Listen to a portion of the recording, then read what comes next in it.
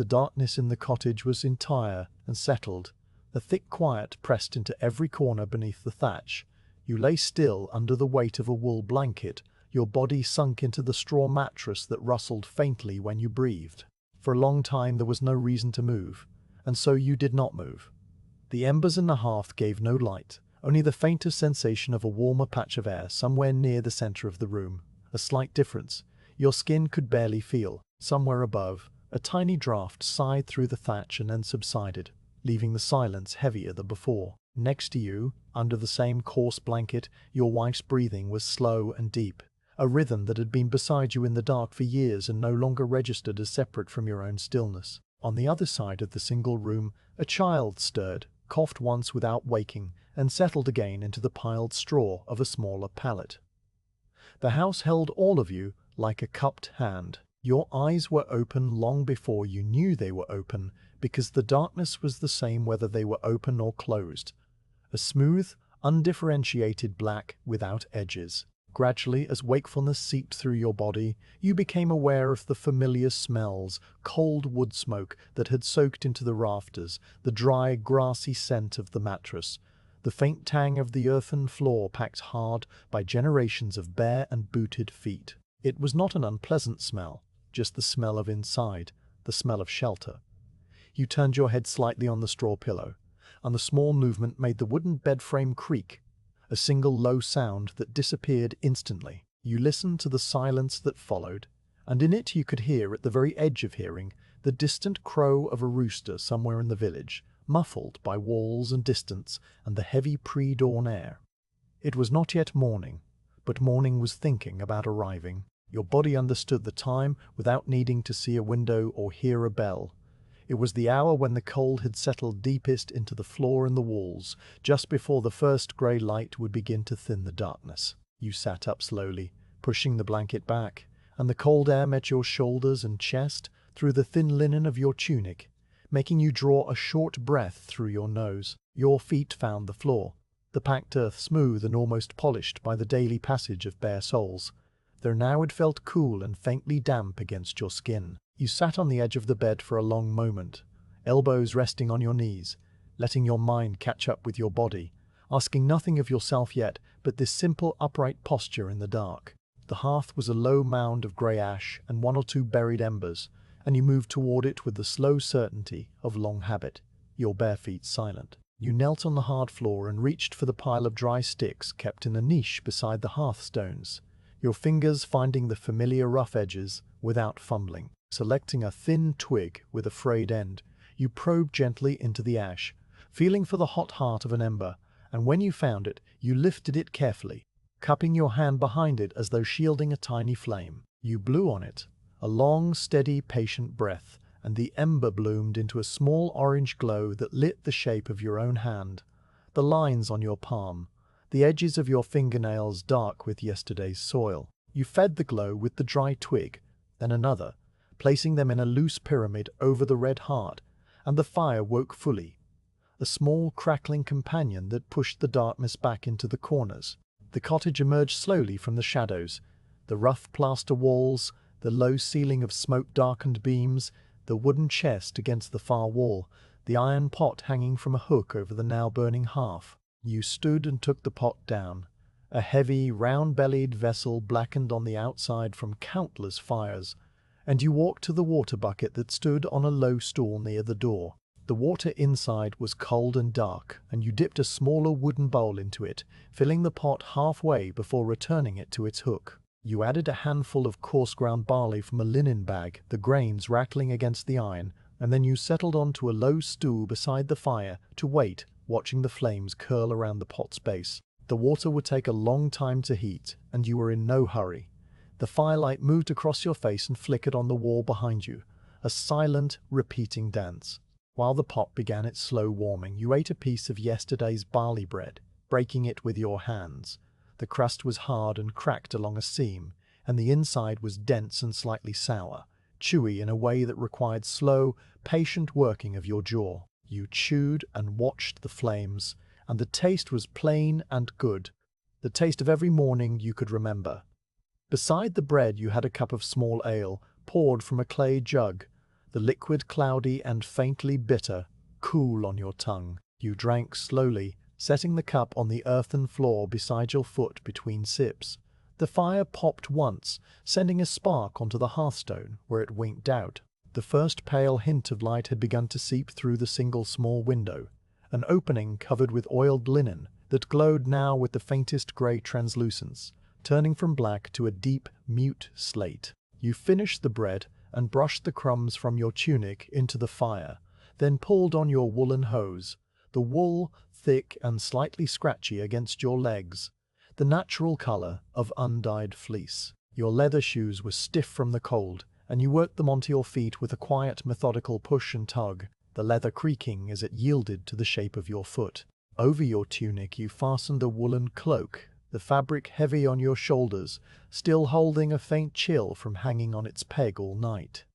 The cloak smelled of sheep and wood smoke, and the outside air of days past, a smell that belonged entirely to work and weather. You pulled the hood up for a moment, then pushed it back, feeling the wool settle against your neck. The fire had warmed the small room by now, a modest heat that barely reached the walls, and the pot was beginning to murmur, small bubbles forming along the iron bottom and rising slowly through the barley grains. Your wife stirred, a soft sound of the straw mattress, and you heard her sit up in the dimness behind you, but neither of you spoke, because there was nothing that needed saying. The day's shape was already known, a shape shared by everyone in the house, in the village, in every house up and down the valley. You stood and took the pot from the fire with a thick cloth wrapped around your hand, setting it on the stones to cool, and then you lifted the wooden latch of the door, a simple bar that slid upward with a soft clunk. The door swung inward, and the outside air came through the opening in a single cool wave that smelled of wet grass,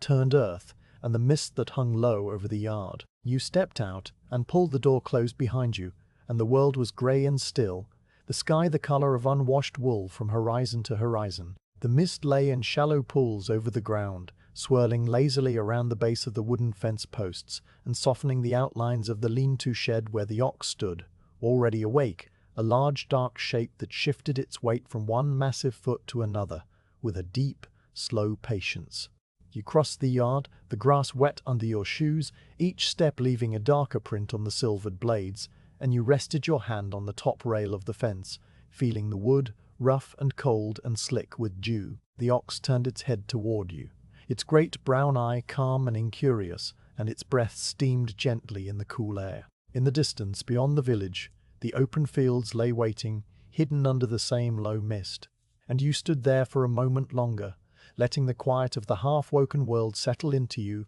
like the last slow drop of water into a full basin, before you lifted the bar of the ox's shed and began the day. The yard behind the cottage was a small enclosed rectangle of packed earth and tough grass, defined on three sides by low wattle fences woven from hazel branches, their bark long since weathered to a silvery grey. The fourth side was the back wall of the cottage itself, its lime-washed surface streaked with damp where the morning mist had settled and then slowly begun to drip. Above the yard, the sky was a uniform pale grey, the colour of fleece before carding, and though the sun had not yet broken through the cloud layer, the light had grown strong enough to turn the mist from a thick blanketing presence into something thinner, a haze that clung only to the ground and the lower branches of the lone elder bush by the fence. You stood still for a moment, letting the cool air fill your lungs completely. Then you lowered the wooden bar that held the ox's shed door closed, lifting it free from its iron brackets with a single easy motion.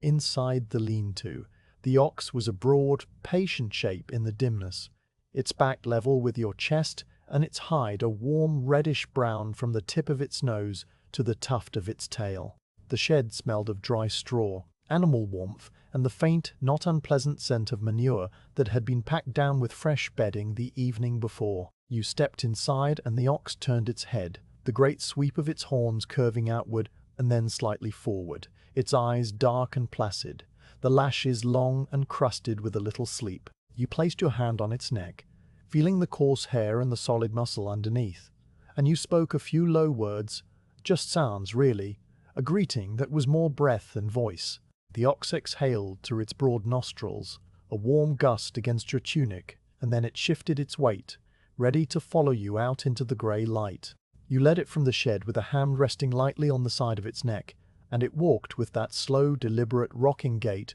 that oxen have, each hoof placed as though the ground was something to be trusted only after testing. The damp earth of the yard yielded slightly under its weight, leaving deep, round impressions that quickly filled with a seep of muddy water. You halted the beast near the center of the yard and turned to the shed's inner wall, where the wooden yoke hung from a pair of heavy iron hooks driven into the post. You took the yoke down, its weight settling into your hands with the familiar heft of oak worn smooth at the contact points.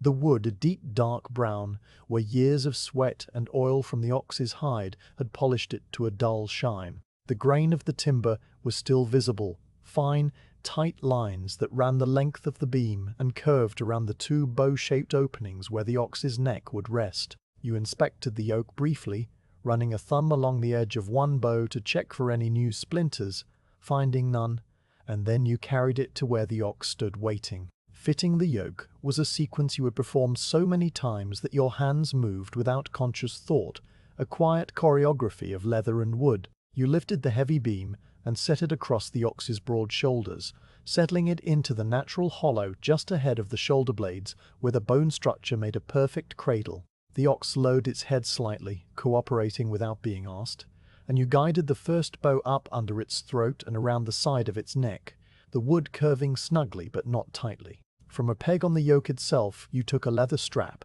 dark and supple with use, and threaded it through the iron ring at the end of the bow, pulling it down, then across, then up again, securing the bow in place with a knot that your fingers tied while your eyes were already moving to the other side. The second bow went on just as smoothly, and you tightened its strap, feeling the tension even out across the yoke until the whole assembly rested in balance, the ox standing as calm as a stone. You patted the animal's shoulder once, a brief flat slap of acknowledgement, and then you stepped back to look at the gear, a quick check that every strap lay flat and every ring was closed. The plough stood against the cottage wall, where you had left it the previous evening, its single stilt slanting upward and its beam stretching along the ground. It was a simple thing, a wheeled plough of the heavy type needed for this clay-rich soil, with a curved wooden beam, a vertical coater blade, a flat share of hammered iron, and a moldboard that would lift and turn the cut earth. You walked to it and bent to lift the beam end, settling it onto your shoulder so that the share pointed forward and upward, the whole implement riding balanced against your back. The wood was cold and slightly damp, and the iron share was a dull, dark grey colour with a bright edge where the whetstone had been run across it at the end of the last day's work. You also carried a small leather bag slung across your body, the strap crossing your chest from shoulder to hip, and inside it there was a lump of smooth whetstone wrapped in linen, and a few feet of spare leather cord, nothing else. The weight was negligible, but its presence was part of the routine, like the cloak on your back and the ale jug left warming by the fire. With the plough over your shoulder and the yoke already on the ox, you took up the goad, a long, straight stick of ash with a blunt iron tip, though you rarely needed to use it for anything more than a gentle tap or a directional signal. The ox understood voice and position and the simple pressure of the yoke on its neck, and it would follow the path you set without being prodded. You clicked your tongue softly, a sound barely louder than a whisper, and the ox moved forward, stepping toward the gap in the wattle fence that led out onto the village path. You walked beside it, not ahead and not behind, and together you passed through the yard gate, the ox's flank, brushing the hazel wands and making them rattle softly against the posts. The village path was a narrow, unpaved lane of beaten earth, its surface pocked with the hoofprints of yesterday's traffic, and bordered on either side by low banks of grass and nettles that glistened with a million tiny droplets of dew. To your left, a row of cottages much like your own stood shoulder to shoulder under their steeply pitched thatch, each with its small yard and its curl of smoke rising straight up into the still air. To your right, a larger expanse of common land, rough pasture dotted with sheep that were still lying down in the long grass, their white fleeces turned grey by the morning damp. The path curved gently and then straightened, heading west toward the open fields. You walked along it at the ox's pace, which was slow and unwavering, a walk that seemed to measure the earth in careful, deliberate steps. Your shoes, already soaked from the yard, picked up a rind of mud along the path, and every few steps you paused to scrape them against a stone or a tuft of tougher grass, an automatic and mindless motion that barely interrupted your forward progress. The ever's coldest and most brutal nights in Mostry, and it gave every breath a fresh, clean taste, like water from a deep well. Overhead, the clouds were beginning to show faint textures, the merest suggestion of internal movement, thin patches where the light was almost pearly before it thickened again into a uniform grey. Somewhere off to the south, a crow called 3 times and then fell silent, its voice absorbed by the heavy sky. You passed the village well, a circle of stones with a wooden cover and a bucket on a rope, and you saw no one, though you heard the distant, muffled thud of an axe splitting wood from a yard hidden behind a hedgerow. The village was awake, but still quiet, still in that gentle, drawn-out moment between the lighting of the morning fires and the full beginning of the day's labour. The ox's yoke creaked with each step, a tiny, rhythmic sound that was both a complaint and a reassurance, the voice of wood working against wood. The goad rested in your hand like a walking stick, its tip tapping the ground occasionally when your arm swung low. You let your thoughts drift without latching onto any of them, simply observing the path ahead, the familiar ruts and stones, the place where the mallow grew thick, and the place where the path dipped, and the place where the path dipped and held a puddle for days after rain. The puddle was there now, a shallow sheet of brown water that reflected the grey sky in a muted, trembling mirror, and you stepped around it without breaking stride, the ox following the same slight detour as though it too remembered the puddle from 100 previous mornings. The path began to climb a very slight rise, and as it did, the hedgerows on either side thinned out, opening the view to the great open field ahead. You could see it now, a vast, undulating expanse of land that stretched away to the north and south in a patchwork of long, narrow strips, each one a slightly different colour, depending on what had grown there last, what remained unploughed, what had already been turned to a dark, rich brown. The strips were separated by thin, grassy bulks, some no wider than a single furrow that ran as straight as the eye could follow until they met the distant headland at the far end of the field. Scattered across this immense geometry, tiny figures moved with the same slow deliberation you yourself brought to the morning, other tenants leading their own oxen, their own ploughs, toward their own allotted strips. The sight was as familiar as your own hands, and you looked at it without really seeing it, the way you look at a door you have walked through 1,000 times. You reached the edge of the field, where the path met the broad grassy headland that ran along the top of the strips, a wide band of unploughed turf that served as a turning place and a boundary. Here you stopped, and the ox stopped with you, its head low and its breath misting. You lowered the plough beam from your shoulder, setting the heel of the share on the grass, and you stood for a moment looking along the line of strips to locate your own. They were arranged in a pattern fixed by custom and the manor roll, the same number and placement that had been worked by your father and his father before him. Copyhold land held by the ancient agreement that was written in memory rather than ink. Your strip lay third from the great elm tree that stood at the corner of the field, a landmark whose upper branches were a dark tangle against the grey sky, and you identified it by the small marker stick, a peeled willow wand that you had thrust into the balk the evening before. It was still there, standing at a slight angle, and you walked toward it, the ox following, the plough dragging lightly over the wet grass. When you reached the marker, you stopped again, and went through the small methodical task of unyoking the ox, just enough to position the plough correctly for the first furrow. You loosened one bow strap, not removing it entirely, but giving the ox freedom to turn, and you led the beast in a short arc until it stood at the very edge of the strip, facing down its long length into the misty distance where the far end was a mere suggestion of a line. The plough you dragged into place, lifting the beam and setting it down so that the share rested exactly on the starting point, the coulter aligned with the marker stick. Then you retightened the bow strap, the leather slipping into its familiar groove, and you checked the yoke again, your hand running over the wood and the rings and the straps, a final assurance of readiness. The ox waited, its great side rising and falling with each slow breath. You picked up the goad from where you had laid it across the plough beam, and you took hold of the stilt, your right hand wrapping around the smooth, worn grip, your left hand resting on the beam itself. The church bell from the village rang once, a single, low note that rolled across the fields and then faded into the grey air, and you stood there with the plough in your hand and the ox before you, the strip stretching away into the quiet morning, and you allowed yourself one final, quiet breath before you would give the word to begin. The silence that followed the church bell was not an absence of sound, but a different kind of sound altogether. A low, continuous hum made of many small, distant noises that together formed a vast, open quiet. You stood at the edge of your strip with one hand resting on the smooth wooden stilt of the plough, and the other holding the goad lightly, its tip resting on the grass. Before you, the open field stretched away into the grey morning, and for a long moment you simply looked at it,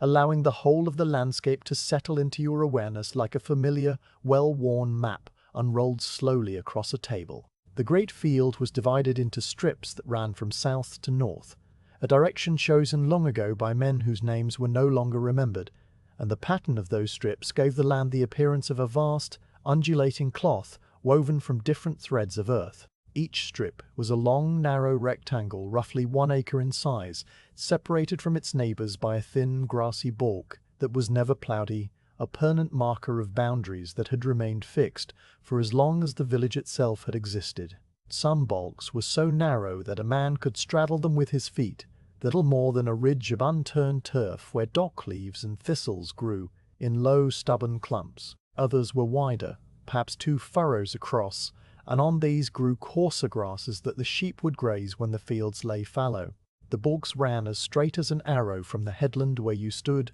all the way to the far headland at the northern edge of the field, and they did not waver or curve because every ploughman who had worked this land had followed the same line his father had followed, guided by the same markers and the same pull of custom. The strips themselves differed from one another in colour and texture, variations that told the history of the previous growing season without need of words. Some were still pale with the stubble of last year's barley, a rough golden-grey surface that caught the flat light and held it, the cut stems all leaning in one direction from the reaper's sickle. Others showed the darker, browner soil of a fallow strip that had been turned once already in the summer and then left to rest, its surface already beginning to show the fine green haze of new weed growth. A few strips, those that had been ploughed in the days just past, gleamed with the deep, wet blackness of freshly turned earth,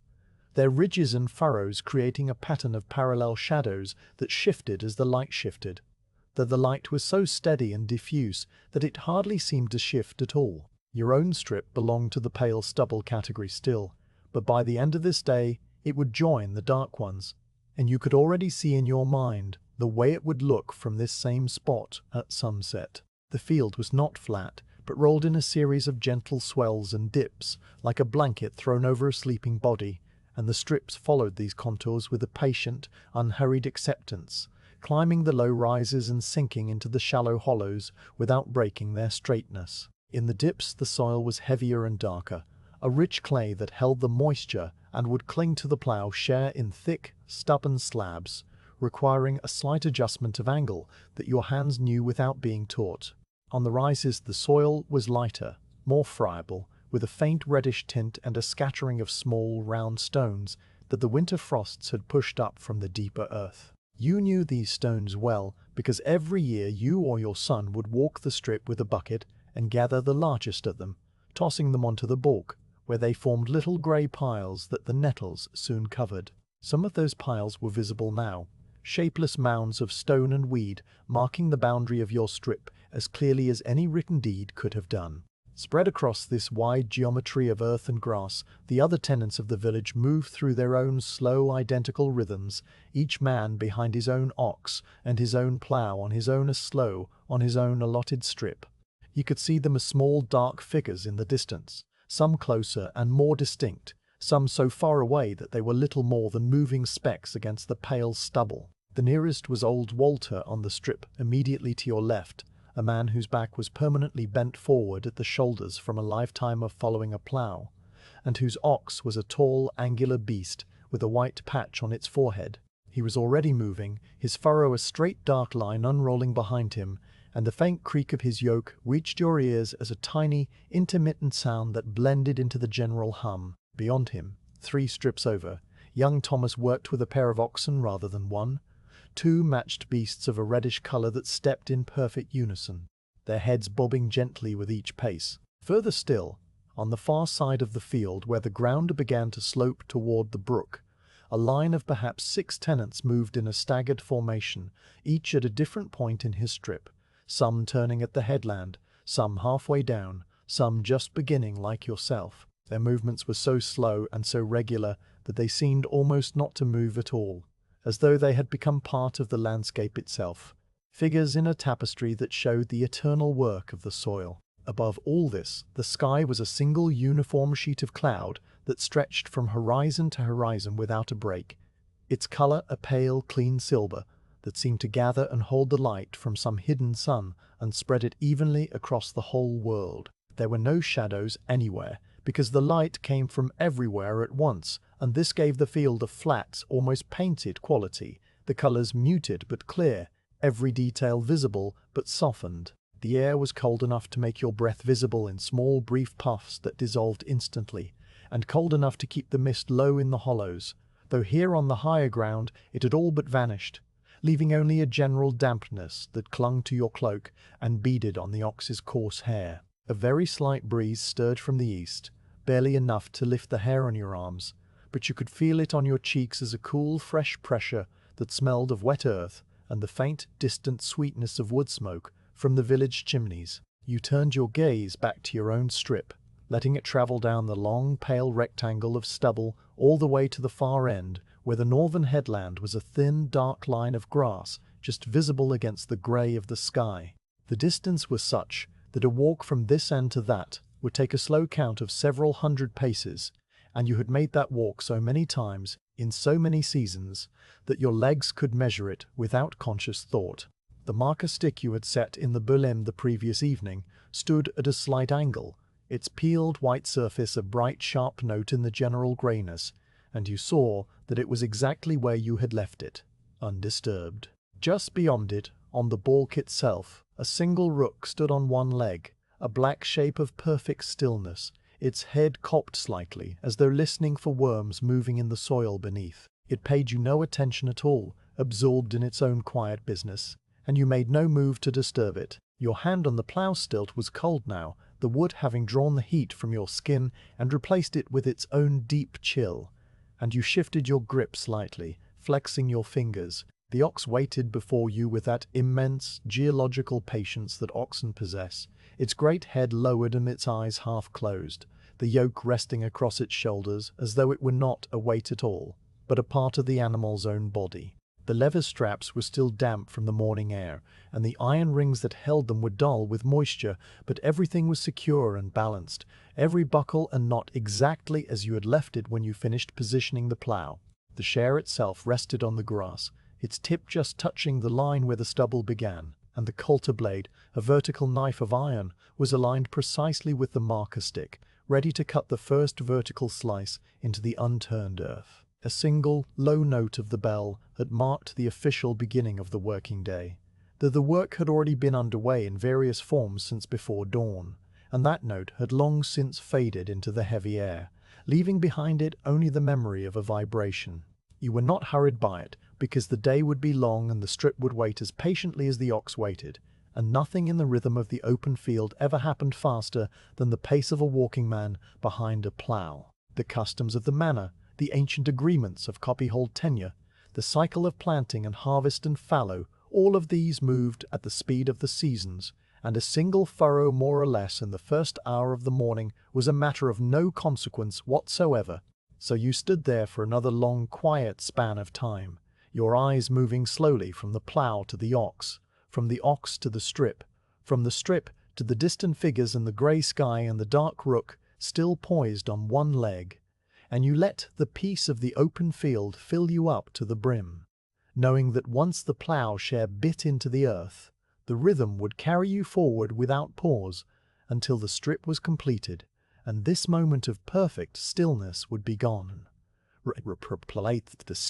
This step. The rook took a single hop sideways, pecked at the grass, found nothing, and then spread its wings and rose into the air with a few slow, heavy flaps, vanishing into the silver-grey distance without a sound. And in that silence, you drew a deeper breath, tightened your grip on the stilt, and prepared to give the soft, wordless signal that would start the first furrow. The sound you made was barely a sound at all, a soft click of the tongue against the roof of the mouth that was more a vibration in your own head than a noise that carried across the field.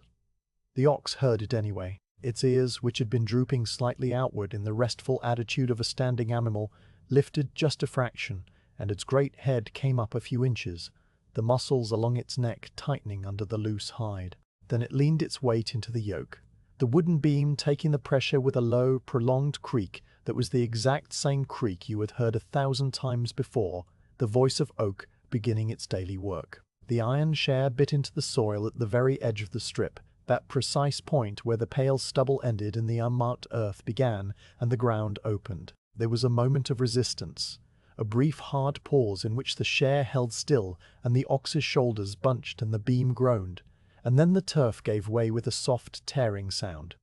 A sound like thick cloth ripping slowly, and the plough moved forward. The share slid under the grass and the roots and the loose crumbly topsoil, lifting it all in a single continuous ribbon that rose up the curved iron face and then rolled over to the right, folding onto itself and exposing the darker, damper earth beneath. The smell of that newly turned soil rose immediately, a rich, cool, living smell that was both sweet and mineral, the smell of worms and old leaves and 100 years of rain. It filled your nostrils and settled at the back of your throat, and you breathed it in without thinking because it was the smell of the work itself. You walked behind the plough. Your right hand held the stilt, the smooth, worn grip fitting into your palm with the exactness of a tool that had shaped itself to the user over many seasons, and your left hand rested lightly on the beam, feeling the vibrations that traveled through the wood from the share below. Those vibrations were a constant low hum, a trembling that came up through the soles of your shoes and into your ankles, up through the stilt and into your wrist and elbow and shoulder, so that your whole body was filled with the quiet buzz of iron cutting earth. It was not an unpleasant sensation. It was the feeling of something happening, of work being done. And it was so steady and so unvarying that after a few paces it ceased to be a sensation at all and became simply the background texture of existence, like the sound of your own breathing or the beat of your own heart. Your eyes stayed fixed on the point where the share met the soil. That point was a moving line, a seam that travelled forward at the exact pace of the ox's slow walk, and you watched it with a calm, unfocused attention, the way you might watch a fire or a flowing stream. The share sliced cleanly through the tangled mat of grass roots and the dry, hollow stems of last year's barley stubble, cutting a horizontal line about 6 inches below the surface, while the coulter blade ahead of it cut a vertical line straight down, so that the ribbon of earth being lifted was a neat, rectangular slice of the field. The stubble that had stood pale and upright a moment before was now tilting, tumbling, falling over the moldboard in a slow cascade, its golden grey stalks mixing with the dark soil and disappearing under the folded edge of the turned furrow. Pale became dark, rough became smooth, and the line between the ploughed and the unploughed advanced at the pace of a walking man. Your left foot landed on the unturned stubble, the dry stalks crunching faintly under your leather sole, while your right foot landed on the top of the freshly turned furrow slice that had just been laid down,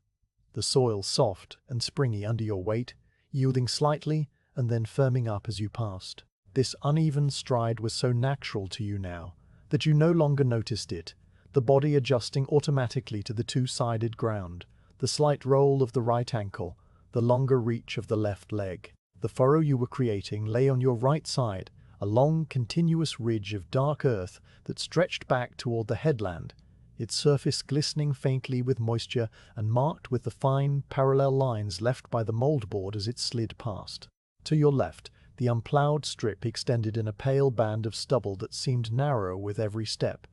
though it would take many more passes before it was entirely gone. The ox moved with a slow, rocking rhythm, its massive haunches swinging from side to side, its tail switching occasionally at some imagined fly, its head low and steady. You could see the play of muscles under its hide, the great slabs of shoulder and flank that shifted and bunched and relaxed in an endless repeating cycle. The yoke sat perfectly balanced, the wooden bows rocking slightly with each step, the leather straps creaking a counterpoint to the deeper creak of the beam. The iron rings that held the straps clinked once in a while, a tiny, bright sound that rose above the constant low hum of the plough and then vanished, swallowed by the wide, open air. The ox's hooves made a soft, sucking sound as they lifted from the damp earth, a sound that was not quite a squelch, but close to it, the noise of heavy weight pulling free of soft ground, and then the forward step and the press down again, the hoof sinking slightly, the earth dimpling around it, and the whole sequence repeating with a patience that felt as old as the hills. The first furrow was the most important one, because it set the line for all the rest, and so you paid a particular attention to its straightness. Your eyes moved constantly between the plough and the far end of the strip, that distant dark line of the headland that you could just see ahead of the ox's left ear, and you kept the two aligned with a continuous automatic series of tiny adjustments. If the plough began to drift to the left, you leaned your weight slightly on the stilt, pressing the share deeper on that side so that it bit harder, and turned the plough back to the right. If it drifted to the right, you lifted the stilt a fraction, lightening the cut and allowing the natural forward pull to bring the share back to center. These corrections were so small that an observer would not have seen them, just the merest shift of your wrist, the faintest tilt of your shoulders, and yet they kept the furrow as straight as a stretched cord. The ox, for its part, needed almost no guidance, because it followed the coulter blade, or the memory of the coulter blade, or simply its own deep instinct for the line. And you only had to touch the goad to its flank once, a gentle tap that was more a reminder than a command, when it began to angle slightly toward a patch of greener grass on the balk. The earth under the share changed as you moved along the strip, and you felt those changes through the stilt before you saw them with your eyes. In the first 20 paces, the soil was the familiar heavy clay, dark and dense, and the plough moved through it with a steady muscular pull that made the ox lower its head and dig in. Then you crossed a slight dip where the soil was sandier, looser, and the plough suddenly ran easier, the vibration in the stilt lightening, the share slicing through with a cleaner, faster sound. In this sandy patch the turned furrow was paler, a lighter brown with a yellowish tint, and it crumbled more readily as it fell from the mouldboard, breaking into smaller clods that scattered slightly before settling. You noted this change without pausing, because you had known about this sandy dip for 20 years, and you were ready for it, adjusting your grip on the stilt to keep the share from diving too deep in the looser ground. Then the dip passed, and the clay returned, and the plough settled back into its heavier rhythm, the ox leaning forward again, the beam groaning under the renewed load. Small things appeared in the turned furrow, and then vanished as the soil folded over them. An earthworm, long and pink and glistening, was lifted from its dark tunnel and exposed for a single, startling moment to the grey daylight, its body writhing once before the next slice of earth covered it completely. A beetle, black and shiny, scrambled desperately up the side of the furrow and tumbled back down, then found a crevice and burrowed into it, disappearing. The broken root of a thistle showed white and fibrous for a few paces, its severed end bleeding a single droplet of milky sap, and then it was gone, buried again under the advancing wave of soil. A small round pebble, polished smooth by centuries of water and friction, was caught by the share and carried up the mouldboard, rolling along the iron surface with a faint, rattling click before it dropped onto the turned furrow and lay there, a single grey stone on the dark earth, waiting to be picked up by some future hand, or buried by some future ploughing. The sound of the work was a small orchestra of quiet noises. There was the steady, rhythmic creak of the yoke, the deeper groan of the beam, the faint metallic ring of the iron rings, the soft tearing of the roots, the gritting scrape of soil against the share, the occasional click of a stone, the sucking sound of the ox's hooves, the crunch of stubble under your own feet, the distant repeated call of a flock of rooks that had settled at the far end of the field near the wood. These sounds blended together into a single continuous hum that was both noise and silence at the same time, a background texture that filled your ears without demanding attention. Over it all, or under it all, was the sound of the open field itself, the immense quiet breath of a wide space under a grey sky, a sound so vast and so empty that it was barely a sound at all, more a sensation of openness pressing gently on the eardrums. Your breathing fell into rhythm with your steps, and your steps fell into rhythm with the ox's pace, and the ox's pace fell into rhythm with the resistance of the earth, so that the whole process became a single integrated motion, a slow, forward-moving unity of man and animal and tool and soil. You were not thinking about anything in particular. Your mind had slipped into that calm, open state that comes with repetitive physical work, a state in which thoughts drift through without catching, like clouds crossing a still sky. You noticed the texture of the stilt under your hand, the slight roughness where the wood had begun to wear at the top of the grip, the smooth polish lower down where your palm had burnished it over the years. You noticed the way a bead of moisture had gathered on the iron share and was slowly running down toward the cutting edge, where it would be wiped away by the soil. You noticed the distant figure of old Walter, now far down his own strip, a dark shape that moved so slowly that you could only tell it was moving by looking away and then looking back. You noticed these things and then you let them go, and your mind returned to the simple, steady present of the furrow unrolling behind you. The length of the strip was such that a single furrow took a long time to complete, and you were aware of this time not as a measured quantity, but as a gradual accumulation of small changes.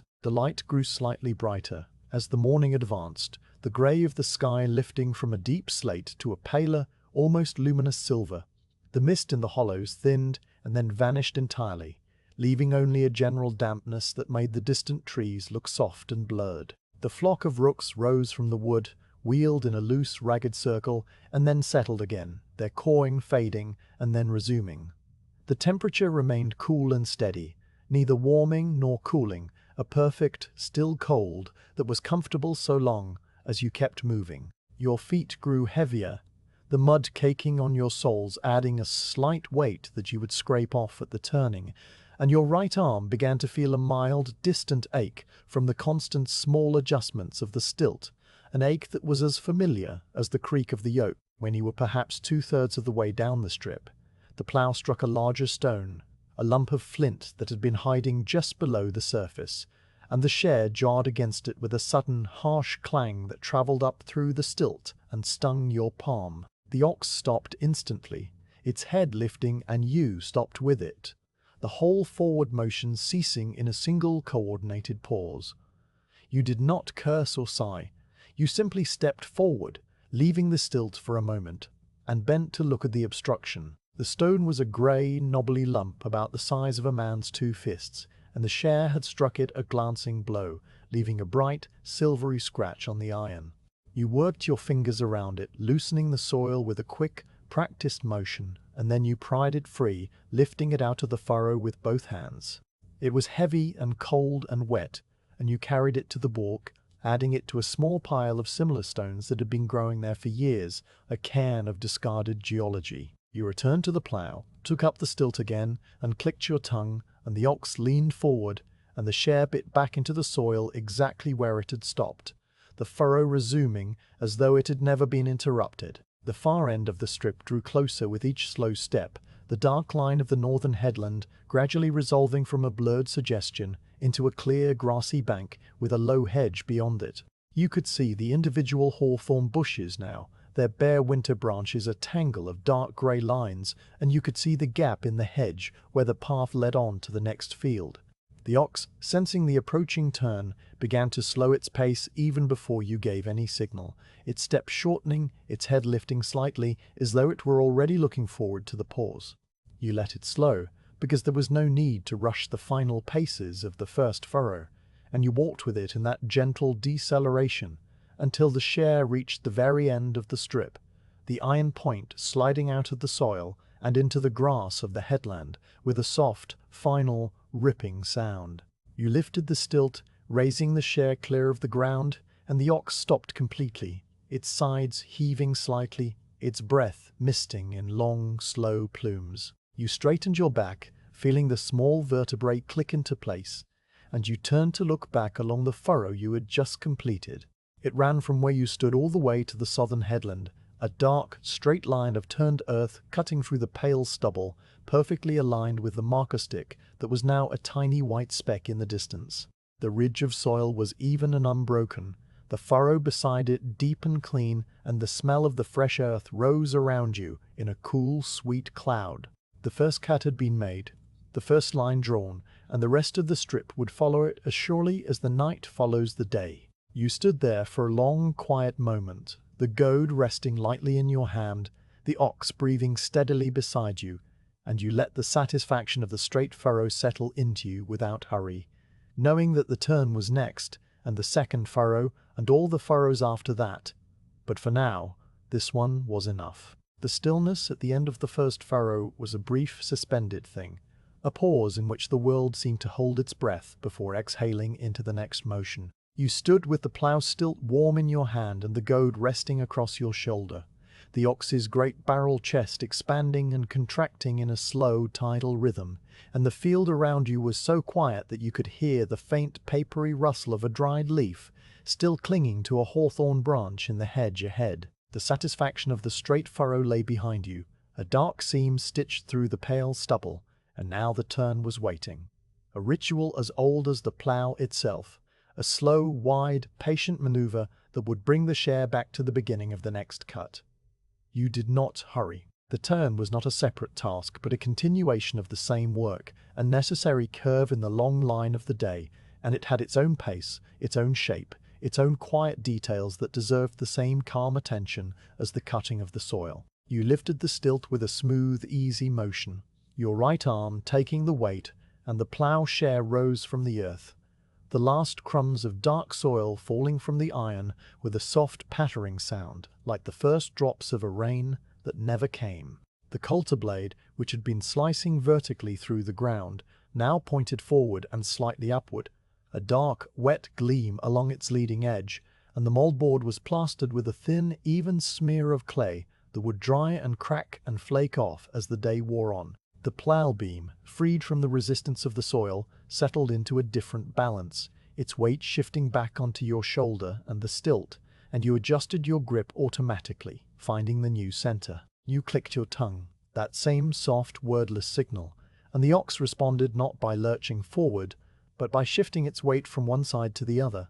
understanding that the straight path was done and a turn was required. It lifted its head slightly, the yoke creaking with the movement, and then it began to step around to the left, its great hooves lifting and falling with a slow, deliberate rhythm. Each step a small, considered event. You walked with it, not pulling and not driving, simply moving alongside, your left hand resting on the warm, coarse hide of its shoulder, feeling the shift of muscle and bone under the skin. The plough followed, dragged sideways by the beam, its share skating over the tough grass of the headland with a faint, continuous hiss, leaving a thin, greenish trail of crushed blades in its wake. The turn was a generous arc, a wide loop that carried you and the ox out onto the broad, grassy headland, away from the end of the strip, tracing a curve that would eventually bring you back facing the opposite direction, aligned with the next cutting line. The headland was a strip of unploughed turf, perhaps 10 paces wide, a permanent grassy margin that ran all along the northern end of the field,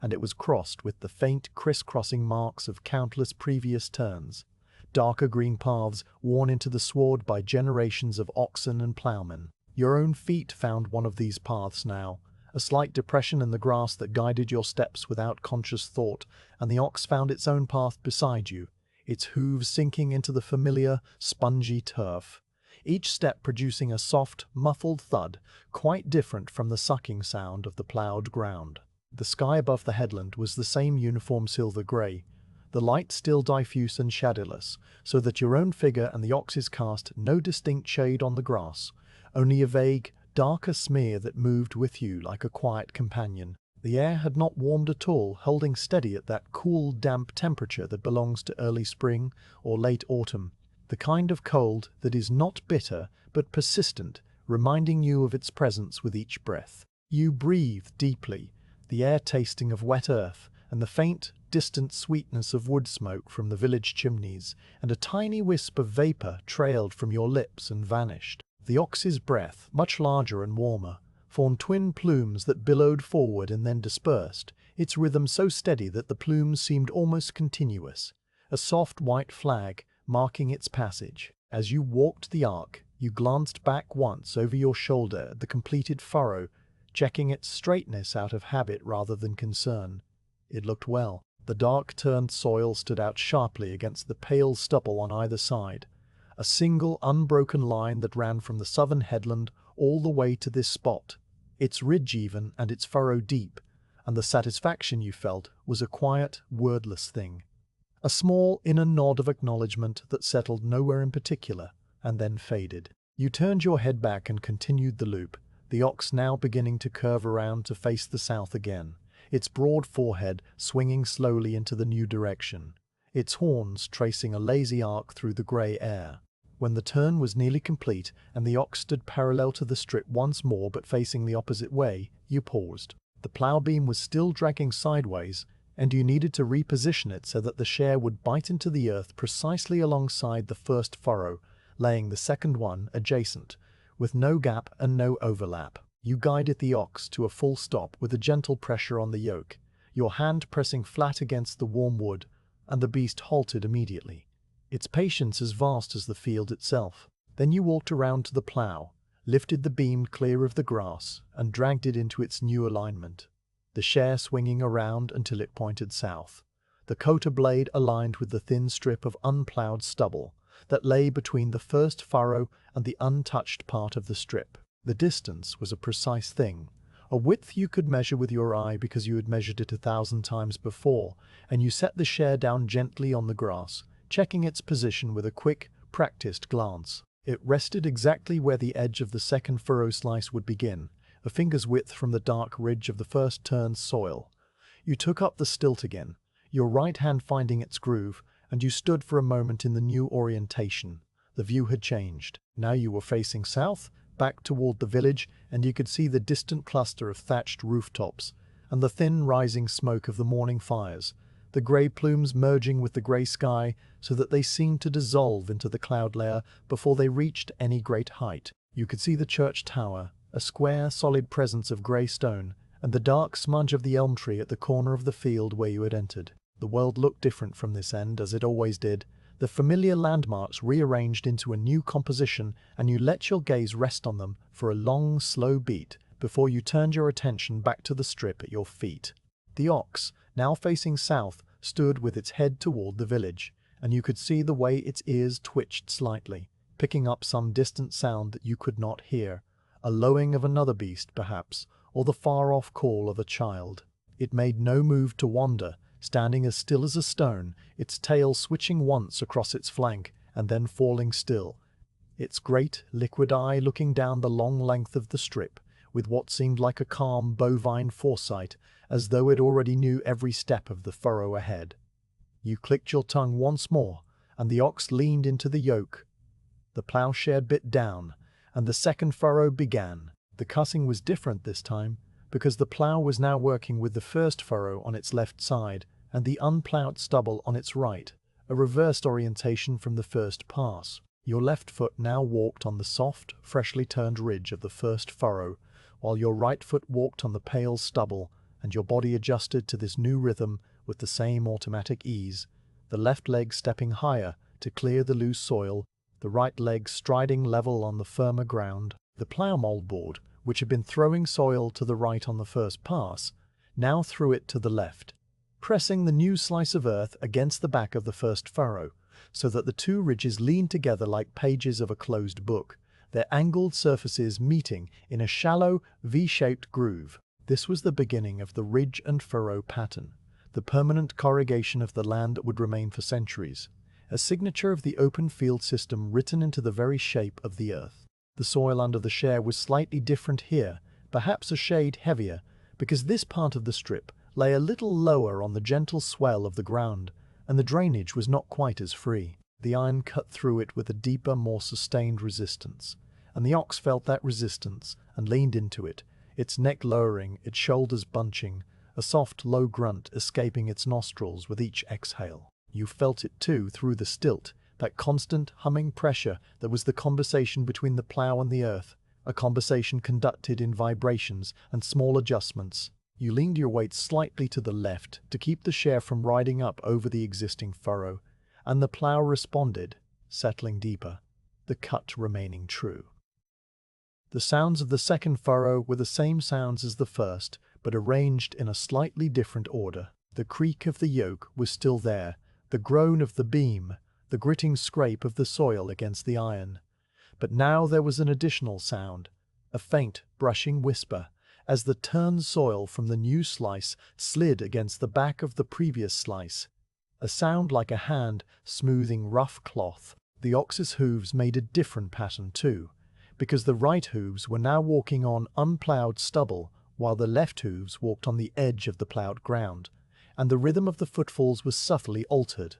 a syncopation that your ears picked up and then dismissed, filing it away with all the other tiny variations that made each furrow distinct, despite the overall sameness. Your eyes, as before, stayed on the point where the share met the earth, that moving seam of dark and light, but now your peripheral vision included the first furrow,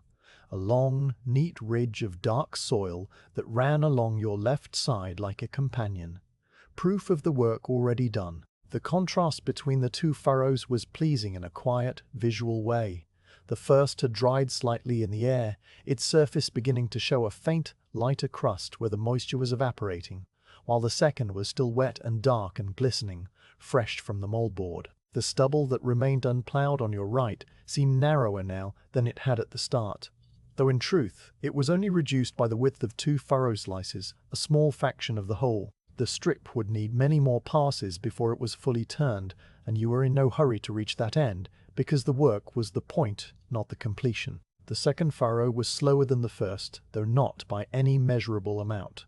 Just a subjective sense of time stretching slightly, the way the afternoon can feel longer than the morning, even when the hours are the same. Your body had warmed fully to the task now, the initial stiffness gone from your shoulders and your hands, your legs moving in a loose, easy rhythm that you could sustain without thought for the rest of the day. The mild ache in your right arm had migrated to a different spot, settling into the muscle just below your elbow, and you flexed it once or twice as you walked, the small movement absorbed into the larger movement of your stride. You were not tired, not yet, only aware of your body in a general, comfortable way, the way you might be aware of a well-used tool that fits the hand perfectly, but has a slight roughness on the grip. The rook that had been on the balk earlier had returned, or perhaps a different rook, its black shape perched on the same spot, watching the furrow open with a bright, sideways eye. You saw it as you passed, a dark punctuation mark on the green grass, and it saw you, and neither of you acknowledged the other in any way that mattered. A few steps further on, you noticed that the soil had brought up a piece of broken pottery, a shard of greyish clay with a faint, impressed pattern of lines, something that had once been part of a jug or a cooking pot, who knew how long ago. It lay on the turned furrow, half buried, and you nudged it with your foot as you passed. A small, idle gesture, and then you left it behind, a tiny mystery that would be buried again by the next ploughing, and perhaps found again by some future hand. The pale strip of the sky pressed down evenly, and the light seemed to neither brighten nor dim. That steady, suspended quality of an overcast day when the sun is somewhere above the cloud layer, but entirely hidden. The temperature remained constant, the cold neither deepening nor relenting, and the breeze had died away entirely now, so that the air was perfectly still, the smoke from the village rising in straight, untroubled columns. In this stillness, the sounds of the field carried clearly, the distant creak of another yoke, the faint, rhythmic call of a ploughman to his team on the far side of the field, the sudden, brief twitter of a flock of sparrows that rose from a hedge and then settled again. The world was a quiet, settled place, and the second furrow unrolled behind you with the slow, steady inevitability of a tide coming in. When you reached the dip in the middle of the strip, the sandy patch you had noted on the first pass, the plough behaved exactly as it had before, running lighter and faster, the share slicing through the looser soil with a cleaner sound, the turned furrow crumbling more readily. This time, however, because the furrow was being laid against the first one, the sandy soil mingled with the darker clay from the first slice, creating a marbled effect, streaks of pale brown and dark grey folding together in a soft, swirling pattern that you watched for a few steps before the dip ended and the clay returned, and the pattern was covered over by the next wave of dark, heavy earth. The ox did not pause or falter, its pace as steady as a pendulum, its great body a moving wall of warmth and muscle that blocked the view ahead, so that you saw the strip only as it appeared over the animal's broad back, a constantly unrolling ribbon of land. The far end of the second furrow approached with the same slow, gradual revelation, the southern headland emerging from the distance, its familiar landmarks resolving one by one. First you saw the dark shape of the elm tree, its bare branches spreading against the sky, then the lower hedge with its tangle of brambles, then the marker stick still standing at the edge of the balk, and finally the grassy headland itself, a pale green strip that marked the end of the worked land. The ox, sensing the end as it had before, began to shorten its steps, its pace gradually decelerating, and you let it slow, your own stride shortening in sympathy, the stilt lightening in your hand as the plough approached the boundary. The share reached the grass with a soft final rasp and you lifted it clear, the iron gleaming dark and wet, the moldboard smeared with a fresh coat of clay. You stepped back, straightening your spine, feeling the small satisfying pull of muscles that had been held in one position for a long time and were now allowed to stretch, and you looked back along the strip. The two furrows lay side by side, a pair of dark parallel lines that ran straight and true from one headland to the other, the first beginning to pale slightly as it dried, the second still dark and fresh, their ridges leaning together in a neat continuous seam. The ox, without any command, had stopped completely, and stood with its head low, its flanks rising and falling in a deep, peaceful rhythm, its tail giving one final lazy switch before falling still. The second furrow was done, the strip was now marked with two dark strokes on the pale page of the stubble, and the morning had settled into its quiet, unhurried middle, with many more furrows still to come. The ploughshare hung in the air just above the grass of the headland, its iron surface cooling in the still morning, and you let it stay there for a moment while the ox settled into its own stillness, the great beast's breathing slowing from the deeper rhythm of work to a shallower, restful pattern. The strip behind you now held two dark furrows laid exactly side by side, their edges touching, the turned soil beginning to show a faint dry crust where the air had touched it longest, and the pale stubble to the right still waited, patient and undisturbed. The morning had stretched itself out, no longer early but not yet approaching noon, that quiet middle period when the light seemed to pause and the world held steady. You could feel the first mild signals of your body asking for a rest, a slight dryness in the throat, a gentle heaviness in the legs, the kind of sensation that is not unpleasant, but simply a reminder that you had been moving for a long while. You decided it was time for the mid-morning pause. This was not a formal break, not something marked by a bell or a signal from the reeve, but a personal, customary halt that you took every day at roughly this point in the work, when the first few furrows were done and the body needed a little water and a little stillness. You guided the ox to a full stop with a soft word and a hand laid flat against its warm shoulder, and then you set about unyoking it for a proper rest. The process was the reverse of the morning's preparation, and you moved through it with the same slow, familiar choreography, loosening the leather strap on one bow, easing it free from the iron ring, sliding the bow away from the ox's neck, and then doing the same on the other side. The yoke lifted away with a final faint creak, and you carried it to the edge of the strip, setting it down carefully on the grass of the balk with the bows facing upward, so that no damp would seep into the leather. The ox shook its great head once, a long, rippling motion that travelled from its ears down its neck to its shoulders, and then it stepped away a few paces, lowering its muzzle to the turf and beginning to graze with that steady, rhythmic, unhurried cropping that was its own form of rest. There was a particular spot at the edge of the strip that you always used for this pause, a place where a low, flat stone jutted out from the grass of the balk, its surface worn smooth by years of being sat upon. The stone was a grey, weathered slab of limestone, probably brought here from some nearby outcropping by a tenant long before your grandfather's time, and it had settled into the earth so deeply that only its top surface was visible, a shallow, slightly angled seat that fitted the body well. You walked over to it now, your steps slower than they had been behind the plough, your feet feeling the give of the grassy balk after the resistance of the ploughed ground. Beside the stone, a small stick had been pushed into the soft earth, a peeled willow wand about the length of your forearm, and from its top hung the leather bottle by a loop of cord. You had placed it there earlier in the morning, before starting the first furrow, knowing that you would want it at this exact moment, and you reached for it now with a quiet sense of satisfaction. The bottle was a simple thing, a pouch of stitched leather that had been shaped around a wooden form and then sealed with beeswax along the seams, its surface dark and glossy from years of handling, the leather soft and supple and shaped to the curve of a hand. You pulled the wooden stopper, a small tapered plug that fitted snugly into the neck, and you lifted the bottle to your lips. The water inside was tepid, neither warm nor cool, having absorbed the temperature of the air and the leather, and it tasted faintly of the bottle itself, a slight earthiness that was not unpleasant, a flavour that belonged to the field and the work. You drank slowly, not gulping but taking small measured sips, letting the water wash over your tongue and the back of your throat,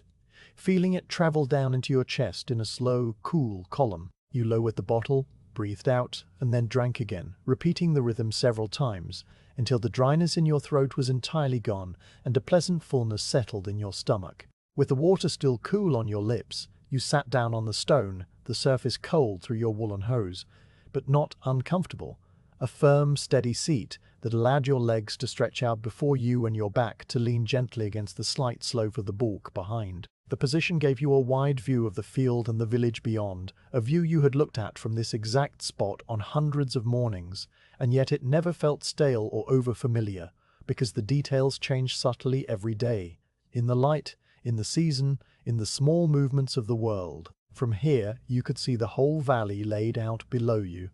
a shallow green bowl that held the village in its cupped hands. The rooftops of the cottages clustered together in the centre, their thatch a patchwork of dark browns and greys, some freshly repaired with bright golden straw that caught the light differently from the older, more weathered sections. Thin trails of smoke rose from nearly every roof, straight and untroubled in the windless air,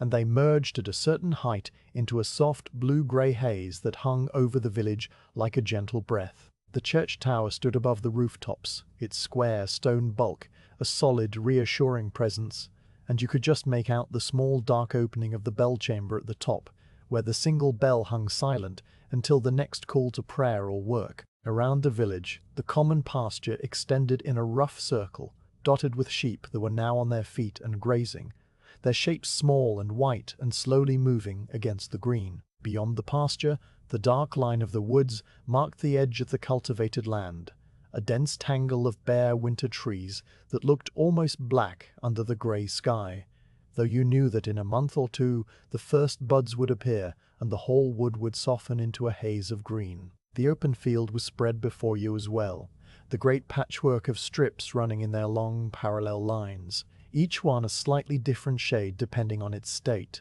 You could see old Walter far down his strip, still moving behind his white-faced ox, his bent figure a dark, patient shape against the pale stubble. On another strip, young Thomas had stopped his team and was doing something with one of the harnesses, his two reddish oxen standing with their heads together as though conferring. Behind them all, the great elm tree at the corner of the field held its branches up to the sky, a vast gnarled silhouette that looked like a drawing in charcoal, every twig distinct against the pale grey cloud. Nothing moved quickly anywhere. The whole landscape was a study in slow, deliberate motion, a world that ran at the pace of walking oxen and drifting smoke. You sat and drank your water, and let your mind drift into that quiet, observant state that comes with stillness after movement. The taste of the leather bottle mingled with the cool air, and you became aware of small things you had not noticed while working. There was the faint buzz of a late-season insect, a fly of some kind, its wings beating in a low, persistent hum somewhere near the hedge. There was the distant, repeated call of a ploughman urging his team forward on the far side of the field, a long drawn-out cry that rose and fell and then faded, leaving only the silence again. There was the soft, rhythmic munching of your own ox as it grazed a few paces away, the sound of grass being torn and chewed, a steady, soothing noise that was as old as cattle themselves. Your mind wandered, without urgency, to the copyhold. The thought arose, not as a deliberate reflection, but more like a familiar object you happened to pick up and turn over in your hands, examining its shape. The copyhold was the ancient agreement that tied your family to this land, an arrangement recorded not in any paper document you possessed, but in the manor court rolls kept by the Lord Steward, a roll of parchment that sat in a wooden chest somewhere in the manor house. You had seen that roll once, years ago, a long, continuous sheet of parchment covered in neat, cramped writing that you could not read, but the steward had pointed to a line and said that was your holding, your name and your father's name, and the description of the strips you worked. The agreement was simple. You held the land in exchange for certain duties. A fixed number of days each year when you worked the Lord's Demasney fields. A payment of a few hens at Martinmas. A portion of your harvest delivered to the manor barn, and the obligation to provide your ox and plough for a day's work on the Lord's land at the autumn sowing. These obligations were not heavy. They had been the same for as long as anyone could remember, and they bound you to the land as much as the land was bound to you. There was no worry in this thought, no resentment or fear, merely a calm, detached awareness of the way things were, a pattern as fixed and reliable as the cycle of the seasons. Your father had worked these same strips and his father before him, and the thought that your own son would one day walk behind this same ox on this same earth was not a source of pride or anxiety, but simply a quiet fact, as natural as the grass growing. The clouds overhead had not moved much, or perhaps they had moved so slowly that you could not detect it. The grey layer remaining thick and uniform, the light steady and diffuse. The breeze had not returned, and the air was so still that the smoke from the village rose perfectly vertical, the columns dissolving only when they reached the cloud layer. A single bird, a lark perhaps, rose from somewhere in the pasture and climbed into the sky on a spiral of song, its notes falling down like a tiny scattered rain, and then it vanished into the grey, its voice cutting off as though a door had closed. The ox continued to graze, its great jaw moving from side to side, its tail switching occasionally, its hide twitching once to dislodge a fly that had landed near its shoulder. The stone was cool beneath you, the water bottle now resting in your lap, its weight a small, comfortable presence. You did not check the time, because time was not something you measured in hours, but in the progress of the work, and you knew without looking at the sky that there was plenty of daylight left, that the rest was a part of the work and not a pause from it. After a while, the subtle shift began. It was not something you saw directly, but something you felt, a slight change in the quality of the light, as though the grey had pulled back just a fraction, becoming a tiny bit brighter, a shade less heavy. The angle of the sun, still hidden, had moved, and the field responded with the faintest alteration in its colours, the greens becoming a little greener, the browns a little warmer.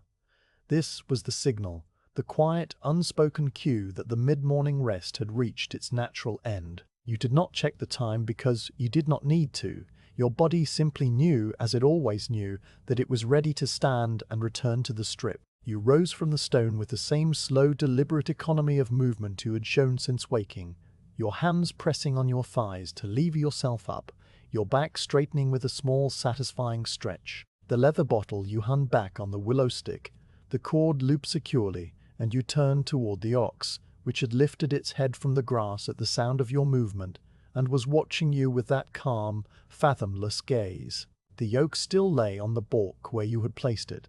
its wood dry and its straps neatly arranged, and you walked to it, bent to lift it, and carried it toward the waiting animal. The second half of the morning was about to begin, the long sequence of the middle furrows, and you stepped forward into it without hurry, the rest still warm in your limbs and the taste of water still faint on your tongue, ready to resume the work that would carry you through the rest of the day. The ox stood waiting with its head turned slightly, one dark eye watching your approach, the cud still moving in its jaw, in that slow, grinding, circular motion that never seemed to stop. You carried the yoke across the grass of the balk, the weight settling into your hands with the familiar heft of oak, and the beast lowered its head a fraction, anticipating the routine, cooperating without being asked. Fitting the yoke was a matter of moments now, the leather straps still supple from the morning's work, the iron rings cool but not cold, the wooden bows sliding into place on either side of the thick neck with a soft, hollow sound of wood against hide.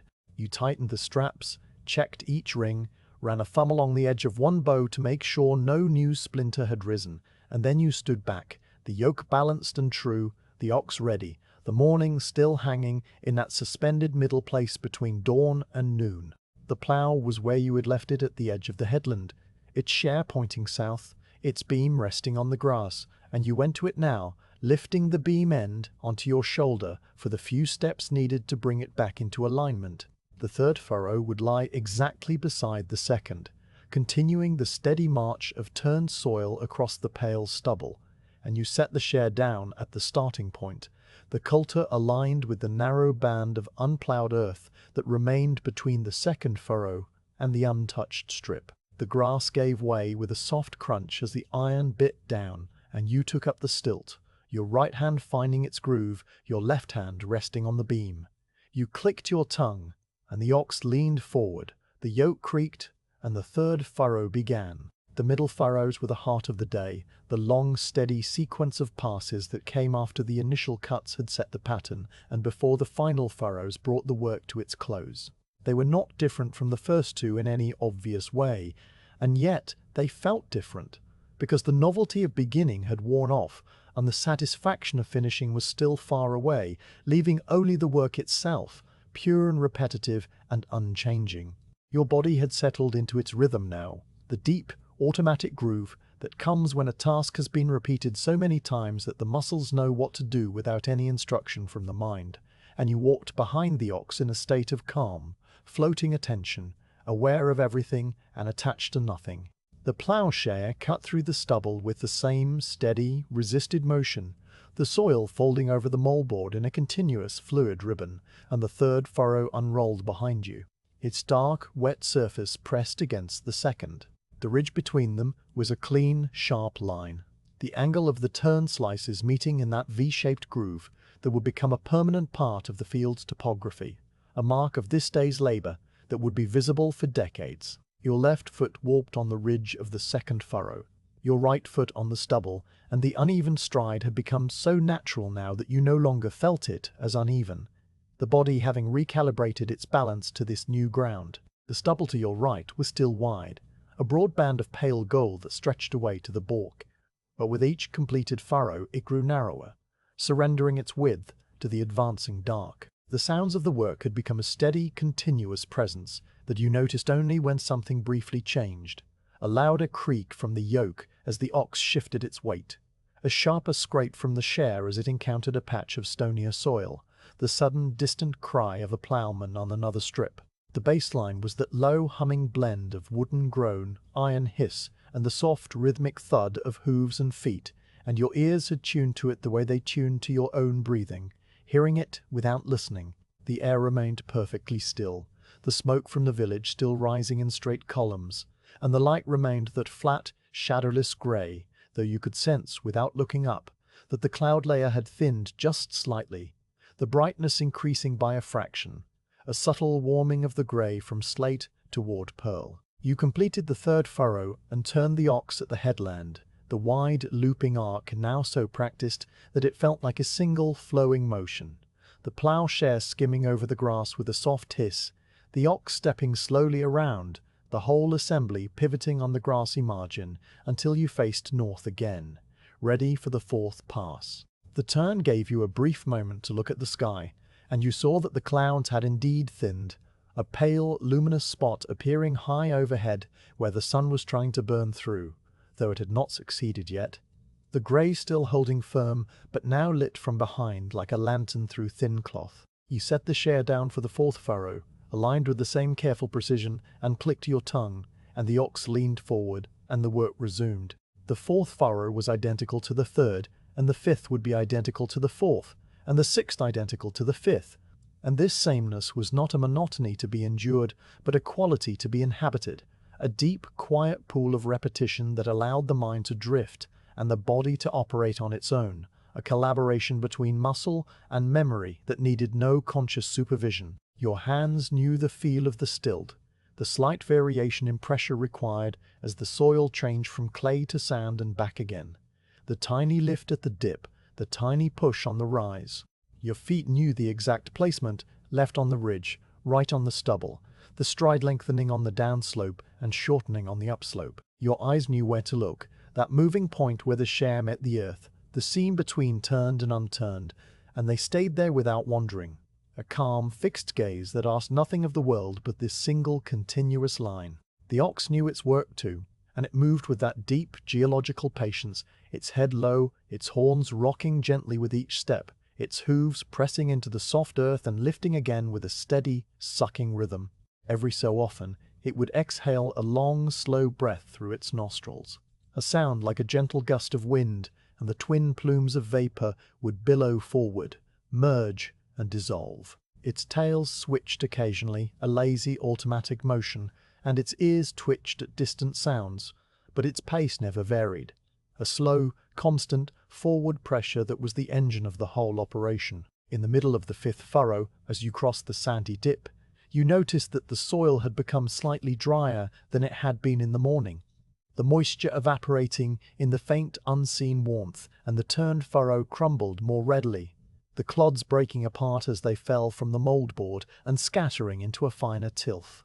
This was a good sign, a promise that the seedbed would be well prepared when the time came for sowing, and you noted it with the same detached, automatic attention you gave to everything else, a small observation that drifted through your mind and then departed. The earth smelled different in the sandy patch too, less heavy and mineral, more dusty and dry, a scent that belonged to the end of summer rather than the beginning of spring, and it mingled with the richer, deeper smell of the clay as you passed back into the heavier soil on the other side of the dip. The sixth furrow brought you close to the place where the flat stone sat on the balk, the spot where you had rested not long before, and you saw it as you passed. The grey slab of limestone still there, the willow wand with the leather bottle still standing beside it, the grass around them slightly flattened where you had sat. The sight was a small marker of time, a reminder that the morning was advancing, that the work was progressing, that the strip was slowly, steadily being transformed from stubble to tilth. You did not stop, did not even slow, because the rhythm had you now, and to break it would have felt unnatural, a disruption of the flow. Instead, you continued on, the seventh furrow beginning as soon as the sixth was done, the turn executed with mechanical smoothness, the share biting down, the ox leaning forward, the ribbon of earth folding over in its endless, repetitive cascade. By the seventh furrow, the strip had changed its appearance significantly. More than half of it was now dark, turned soil, a broad band of rich, moist earth that stretched from the left-hand bulk across toward the right, the parallel ridges and furrows creating a pattern of light and shadow, the crests of the ridges catching the pale light while the troughs of the furrows held a deeper, damper darkness. The remaining stubble was a narrowing band on the right, its pale gold now bordered on one side by the dark tilth and on the other by the grassy balk, and it seemed to shrink with each pass, the advance of the plough as inevitable as the tide. The contrast between the two halves of the strip was pleasing to the eye, a visible record of the morning's labour, a map of work accomplished and work still to come. Your body had moved beyond the mild, early fatigue into a deeper, more settled tiredness, the kind that is not uncomfortable but simply a part of the rhythm, a heaviness in the limbs that matched the heaviness of the soil. The ache in your right arm had migrated again, settling into the shoulder now,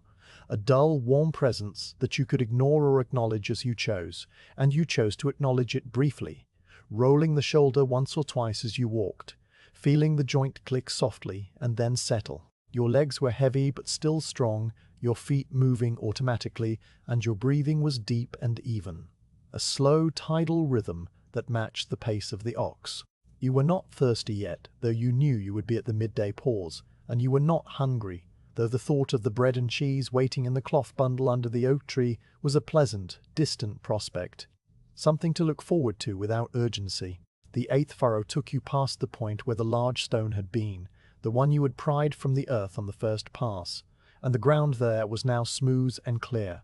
the furrow running cleanly over the spot where the obstruction had been. The stone itself sat on the pile beside the balk, its grey, knobbly surface already beginning to dry in the air, and you glanced at it as you passed, a brief, wordless acknowledgement of a small obstacle overcome. Further on, a flock of sparrows had descended onto the freshly turned furrows, a dozen small brown birds that pecked and scratched at the loose soil, searching for exposed grubs and worms. They rose as you approached, a sudden whirring cloud of wings that swirled up into the grey sky, circled once and then settled again behind you, resuming their feeding as soon as the plough had passed. The ox paid them no attention, and neither did you, the small interruption absorbed into the larger rhythm without a ripple. The The turn at the end of the 8th furrow brought you face to face with the elm tree, its massive trunk deeply furrowed with bark, its branches spreading overhead in a complex dark tracery against the pale sky. A single crow sat on one of the upper branches, a black shape that cawed once, a harsh, flat sound that carried across the field, and then fell silent. The headland here was narrower than at the other end, the grassy margin only a few paces wide before it met the hedge, and you executed the turn in a tighter arc, the ox stepping carefully, the plough share scraping over the grass with a louder hiss, and then you were aligned again, facing south, the 9th furrow waiting. The 9th furrow was like the 8th, and the 10th was like the 9th, and somewhere in the middle of the 10th you realized without stopping or changing your pace that the strip was nearly complete. Only a few more passes remained, the unploughed band of stubble now so narrow that it barely accommodated the width of the plough, and the work had shifted from the broad, open cutting of the beginning to the careful, precise finishing of the end. The rhythm did not change because the work did not change, but there was a subtle, internal awareness that the task was approaching its close, a gentle, quiet satisfaction that had no urgency and no triumph, just a calm recognition that the strip would soon be fully turned and the morning's labor accomplished. You continued on, the ox steady, the share cutting, the earth folding, and the pale stubble shrank further with each slow, deliberate step, the dark tilth expanding to claim the last remaining inches of the strip. The last of the middle furrows reached the headland with the same slow, decelerating glide that had ended every pass before it, the share lifting from the earth with a soft, final whisper. And you straightened your back, feeling the cumulative weight of the morning settle across your shoulders in a broad, warm ache. The strip behind you was now 3/4 dark, turned soil, the parallel ridges running in their neat, regular lines from one end to the other, and the remaining band of unploughed stubble on the right was so narrow that a single person could have spanned it with outstretched arms. The morning had passed invisibly, the hours dissolving into the rhythm of furrow and turn, and the light had changed enough that you knew, without consulting any clock, that midday had arrived. The grey of the sky had brightened to a pale, luminous pearl, the sun still hidden but pressing closer to the surface of the cloud, and the air had warmed by a few slight degrees, not enough to be cold warm, but enough that the cold no longer bit at your cheeks. It was time for the full rest, the long pause in the middle of the day, when the ox was unyoked completely, and the body was given leave to sit and eat and be still. You guided the beast through the final turn of the morning, a wide, easy loop that carried you off the headland and across the corner of the field, toward a solitary oak tree that stood like a guardian at the meeting of two hedgerows. The tree was ancient, its trunk a massive, gnarled column of deeply furrowed bark, and its branches spread outward in a vast, uneven canopy that would offer deep shade in summer, but now, in this leafless season, provided a delicate tracery of twigs against the sky and a broad circle of dry, sheltered ground around its base. The roots, thick and sinuous, broke the surface of the earth in several places, creating natural seats and backrests that had been used by generations of ploughmen before you. You stopped the ox beneath the outermost spread of the branches, where a sturdy wooden peg had been driven into the ground long ago, its top worn smooth by the friction of countless tether ropes. Unhitching the animal was a slow, methodical process, the reverse of the morning's preparation, and you moved through it with the same deliberate, unhurried care. You loosened the leather straps on both bows, sliding the iron rings free, and then you lifted the yoke from the ox's broad shoulders, the weight settling into your hands as the beast gave a long, full-body shake that started at its head and rippled all the way to its tail. The ox stepped away a few paces, lowered its great head to the grass that grew in tufts around the tree roots, and began to graze with that steady, rhythmic cropping that was its own form of deep rest. You tethered it loosely to the peg with a length of rope, more to prevent wandering than out of any real need,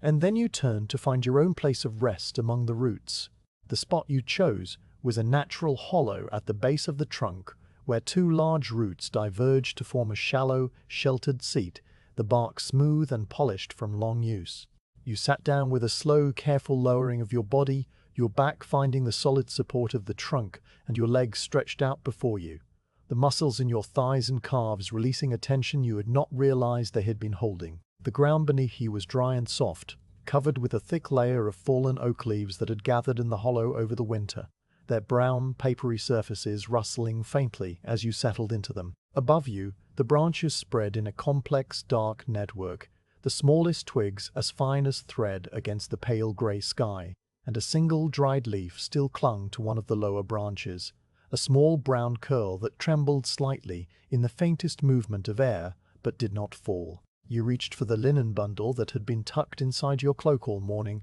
kept warm by your body's heat and protected from the damp by the thick wool. Unwrapping it was a slow pleasure, the coarse cloth unfolding in your lap to reveal the simple contents arranged inside: a thick slab of the same dark barley bread you had eaten at dawn, a wedge of hard cheese wrapped in a separate scrap of cloth, a single onion with its papery golden brown skin still intact, and a small stoppered clay jar of small ale that had been warming gently against your hip for hours. The bread was dense and heavy, its crust dark and cracked, and the cheese was a pale, creamy yellow with a firm, slightly crumbly texture that spoke of long aging. The onion was perfectly round, its outer skin rustling dryly as you picked it up, and when you held it to your nose, you could smell its sharp, earthy sweetness, even through the unbroken peel. These were the same foods you'd eaten for your midday meal on every working day of your adult life, and their familiarity was not a source of boredom, but of comfort, a constant in a world of constants. You began to eat with the same slow, patient rhythm with which you had ploughed, each action deliberate and unhurried. You broke a piece from the slab of bread, the crust resisting for a moment, and then cracking along a seam, and you placed it in your mouth, chewing slowly, feeling the dense crumb soften and release its faint sour flavor. The cheese you cut with a small knife drawn from a sheath on your belt, a thin, sharp blade of iron that had been worn narrow by years of sharpening, and you laid a slice of the pale, firm curd on top of the next piece of bread, the two flavors mingling on your tongue in a combination as old as the village itself. The onion you peeled with careful fingers, the papery skin coming away in dry, crackling flakes that scattered on the fallen leaves beside you, and when the glossy white flesh was exposed, you rubbed it directly onto the bread, the sharp, pungent juice soaking into the dark crumb and leaving a glistening trail. The taste was bright and strong, cutting through the denseness of the bread and cheese, and you chewed each mouthful with slow, thorough attention, swallowing only when the food had been reduced to a soft, smooth paste. Between bites, you drank from the clay jar of small ale, the liquid tepid and slightly cloudy, its flavor a mild, pleasant bitterness that washed the palate clean and left a faint, yeasty aftertaste. You drank sparingly, knowing that the jar held only enough for this one pause, and you set it carefully on a flat root beside you, where it would not tip over, its rough, unglazed surface damp with condensation despite the cool air. The combination of bread and cheese and onion and ale was profoundly satisfying in a way that had nothing to do with hunger alone, a satisfaction that came from the union of rest and food and shelter after a long morning of steady labor, a simple, animal contentment that required no words and no analysis. As you ate, your gaze wandered outward from the sheltered hollow of the roots to the field beyond, the great open expanse that you had been working all morning, now viewed from a distance and from stillness. From this corner of the field, under the old oak, you could see the whole pattern of strips laid out like a vast, striped cloth, the dark rectangles of freshly ploughed land alternating with the paler rectangles of stubble and fallow. Your own strip was clearly visible from here,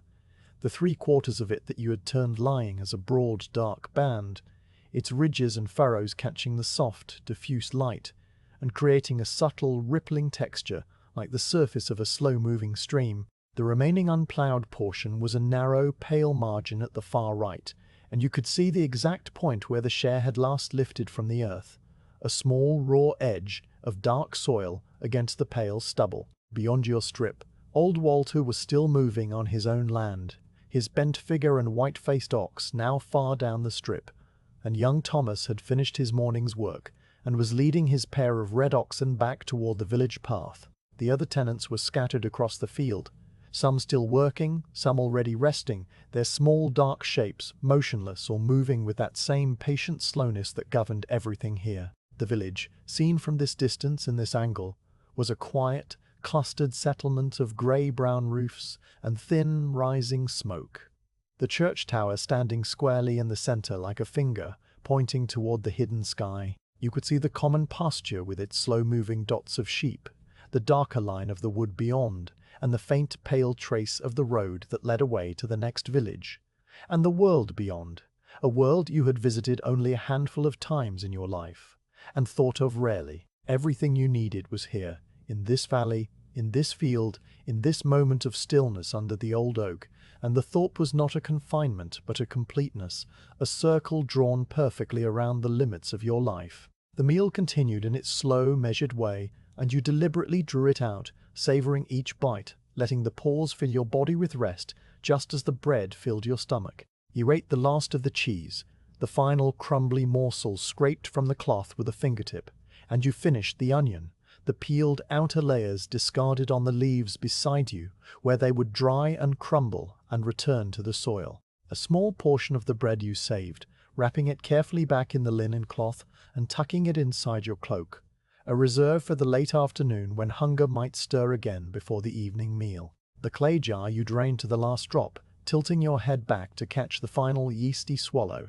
and then you stopped it and set it aside, its weight now light and empty. With the food finished, you leaned your head back against the rough bark of the oak and let your eyes close for a long, slow span of breaths. The sounds of the world continued around you, not disturbing the stillness, but becoming part of it. The steady, rhythmic cropping of the ox as it grazed nearby, the distant, intermittent call of a ploughman to his team, the soft rustle of the dried oak leaves in the faintest stir of air, the far-off caw of a rook from the wood. Your body sank deeper into the hollow of the roots, your muscles loosening, your breathing slowing to a calm, restful rhythm that was not sleep, but something close to it, a waking rest that was deeper and more restorative than any brief doze. The darkness behind your eyelids was warm and red-brown, the color of the inside of the oak's bark, and your thoughts drifted without latching onto anything, moving like the clouds that you could not see but knew were still pressing softly against the sky.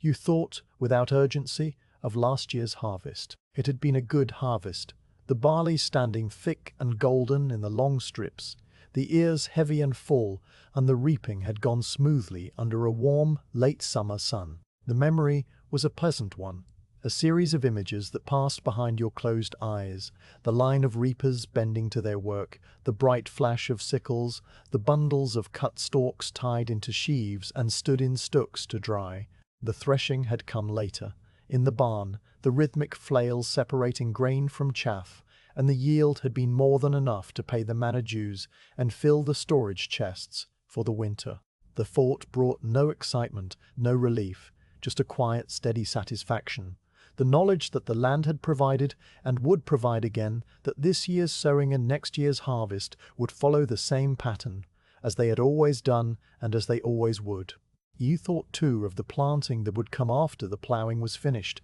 the broadcasting of seed across the turned furrows, the harrowing that would cover them with a fine, protective layer of soil. The seed was already saved, a portion of last year's harvest set aside in a sealed clay pot in the corner of the cottage, and it waited there now, dry and dormant, ready to be scattered when the weather and the season were right. You would walk this same strip with a basket of seed hanging from your shoulder, your hand swinging in a steady, rhythmic arc, the grains flying outward in a golden fan and settling into the dark tilth. Then the harrow would come, a wooden frame with iron teeth, dragged across the furrows to cover the seed and smooth the surface, and then the long wait through spring and summer for the green shoots, the tall stalks, the heavy ears, the harvest. The whole cycle lay before you, not as a schedule to be managed, but as a rhythm to be inhabited, and you felt no anxiety about any of it.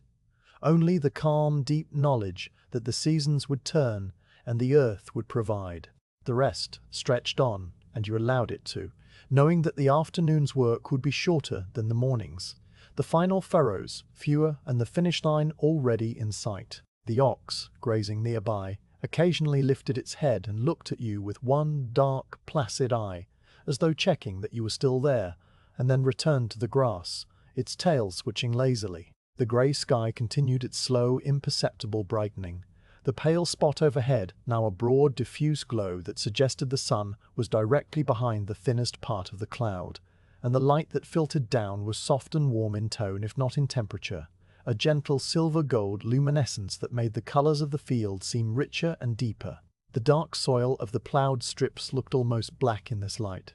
The pale stubble, a soft, honeyed gold, the grass of the balks a muted grayish-green. The whole world was a harmony of quiet, muted tones, a painting in earth and sky. When the time came to rise, you knew it without having to measure it. Your body had absorbed enough rest, the heaviness in your limbs had softened, and the thought of the remaining furrows was no longer a distant prospect, but a near and manageable task. You opened your eyes and looked up through the branches of the oak at the silver-bright sky, and you took a deep, slow breath, the cool air filling your lungs completely. And then you sat forward, your back leaving the support of the trunk, your hands pressing on your thighs. The ox, as though sensing the shift in your intention, stopped grazing and turned its head, its great jaw pausing mid-chew, a wisp of grass hanging from the corner of its mouth. You rose from the hollow of roots with the same slow, deliberate economy of movement you had used all day, your legs steady under you, your shoulders loose and easy, and you bent to gather the empty jar and the linen cloth, tucking them back into your cloak. The rest had done its work, and the afternoon lay ahead. A few more furrows to complete the strip, and then the slow, quiet journey home. You walked toward the waiting ox with the yoke in your hands, the leather straps swinging gently, and the great beast lowered its head in readiness, the midday pause complete, the rhythm ready to resume. The ox stood ready under the bare branches of the old oak, its great head already lowered to receive the yoke, and you lifted the wooden beam across its shoulders with a smooth, practiced motion, the weight settling into the familiar hollow where neck met back. The leather straps were still supple from the morning's work, the iron rings cool but not cold, and you fastened them with the same unhurried sequence of movements you had performed a dozen times already since dawn, pulling each strap through its ring, drawing it snug, checking that the bow rested easy against the curve of the animal's neck. The ox accepted this without any sign of impatience or resistance, its dark eye blinking slowly, its breath steaming gently in the air that had not warmed but had at least ceased its slow cooling,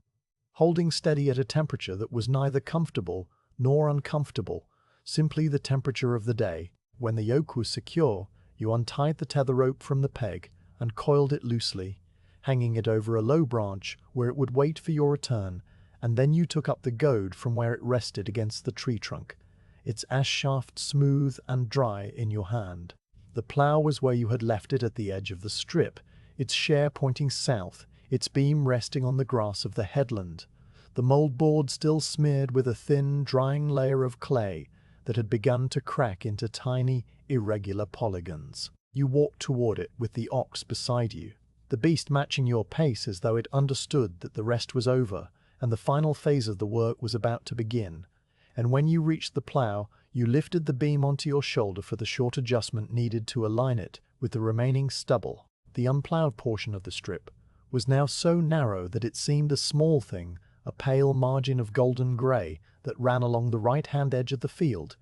bordered on one side by the dark, turned soil of your previous furrows, and on the other by the grassy balk that marked the boundary of your holding. It would take only a few more passes to finish it entirely, and the thought was a quiet, steady presence in the back of your mind. Not an urgency, but a gentle awareness, the same way you might be aware of the sun moving behind the clouds. The afternoon light had shifted while you rested, the pale, luminous pearl of midday giving way to a slightly deeper, warmer grey as the sun began its long, slow descent toward the western horizon. You could not see the sun itself, hidden as it was behind the uniform blanket of cloud, but you could sense its movement, a subtle change in the quality of the light that your eyes registered without your mind needing to comment on it. The shadows that had been absent all morning were now beginning to appear, faint and indistinct at first, just the merest suggestion of a darker patch on the north side of each furrow ridge, a hint of depth and dimension that softened the flatness of the overcast day. The air had changed too, not in temperature but in something harder to name, a slight thickening, a settling, the way the atmosphere feels when the day has passed its peak and begun the long, gentle glide toward evening. You set the plowshare down at the edge of the strip, the coulter aligned with the narrow band of stubble that remained, and you took up the stilt with your right hand, your left hand finding its place on the beam. Your body, rested and refreshed by the midday pause, moved with a renewed ease. The heaviness that had accumulated during the middle furrows now replaced by a lighter, looser feeling, the muscles warm and pliable, the joints sliding smoothly in their sockets. You clicked your tongue that same soft, wordless signal, and the ox leaned into the yoke, the beam groaned, and the first of the final furrows began. The share bit into the stubble with a clean, crisp sound, the iron slicing through the dry stalks and the matted roots and the cool, damp soil beneath, and the familiar ribbon of earth lifted and folded over the moldboard, pressing against the back of the previous furrow in a neat, continuous seam. Your left foot walked on the soft, springy ridge of the last turned furrow, while your right foot walked on the narrow band of remaining stubble, and your body adjusted to this uneven stride without thought, the rhythm established in the first moments, and then maintained with the same automatic, mechanical precision that had carried you through the entire morning. The sounds of the work were the same sounds, the creak of the yoke, the groan of the beam, the hiss of the share, the soft thud of hooves and feet. But they seemed quieter now, more subdued, as though the whole field had entered a slower, more reflective phase of the day. The boisterous energy of morning giving way to a calmer, more measured afternoon. As you walked, you became aware of a mild, distant fatigue that had settled into your body, not the fresh, sharp tiredness of the early furrows, but a deeper, more pervasive weariness, the cumulative effect of the day's labor. It was centered in your lower back, a dull, warm ache that spread outward into your hips and down the backs of your thighs, and it made itself known with each step, a quiet, insistent presence that was not painful but simply there, part of the texture of the afternoon. Your shoulders were tired too, the muscles around your shoulder blades holding a slight, persistent tension from the constant, small adjustments of the plough, and your hands, though still strong on the stilt, had begun to feel a little stiff, the fingers slower to respond, the grip requiring a tiny, extra effort of will. None of this was unpleasant, because it was the natural, expected tiredness of a day spent in steady, productive labor, the kind of tiredness that would make the evening meal taste sweeter and the wool blanket feel heavier and sleep come faster when the darkness finally fell. The ox, too, moved with a slightly heavier step than it had in the morning, its pace a fraction slower, its head a little lower, the rhythm of its breathing deeper and more audible. The great beast had been working for as long as you had, and though its strength was vastly greater than your own, it was not inexhaustible, and the weight of the plough and the resistance of the earth had gradually worn away at its reserves of energy, leaving a gentle, placid fatigue that showed only in the smallest details, the way its tail switched less often, the way its ears drooped slightly outward, the way it exhaled a long, slow, sighing breath at the end of each furrow. You did not hurry it, because there was no need to hurry, and you did not press the goad against its flank, because it needed no urging. The two of you moved together in a slow shared rhythm, a partnership of muscle and patience that had been honed by years of working side by side on this same strip, in this same field, under this same grey sky. The first of the final furrows reached the far headland with the same gradual deceleration that had ended every pass before it, the ox slowing instinctively as the grassy margin approached, and you lifted the share from the earth, the iron sliding out of the soil with a soft, sucking sound, the last clods of dark earth tumbling from the moldboard and falling onto the grass. You executed the turn in a wide, slow arc, the ox stepping around with its heavy, deliberate gait, the plough skimming over the turf, and then you were aligned again, facing north for the return pass. The remaining stubble was now even narrower, reduced by half since you had begun this final phase, and you could see the grassy balk on the far side with perfect clarity, a thin green ribbon that ran parallel to your strip, marking the boundary between your land and your neighbours. A few more passes and the stubble would be gone entirely, the whole strip transformed from pale to dark, from fallow to tilth, from waiting to ready. The second of the final furrows was cut with the same slow, steady precision, and the third followed it, and with each pass the unploughed band shrank further, the dark turned soil advancing across the last remaining inches of pale stubble. You found yourself counting the remaining furrows without consciously deciding to count. A simple automatic tally that ran in the back of your mind, not out of impatience, but out of a quiet, rhythmic pleasure, the same way you might count the strokes of a bell or the steps of a long staircase. 3 more passes, then 2, then 1, and then the strip would be complete, the day's labor brought to its natural, satisfying conclusion, and you would unyoke the ox for the last time and make the slow walk back to the village, back to the cottage, back to the fire and the meal and the deep, dreamless sleep that waited at the end of the day. As you crossed the sandy dip for the final time, you noticed that the soil there had dried even further since the morning, its color lightening from a dark, wet brown to a paler, warmer shade, and the turned furrow crumbled almost instantly as it fell from the moldboard, the clods breaking apart into a fine, loose tilth that would need no further working before the seed was broadcast. The earth in the dip had a different smell now, too, drier and dustier, with a faint, mineral sharpness that caught at the back of your throat,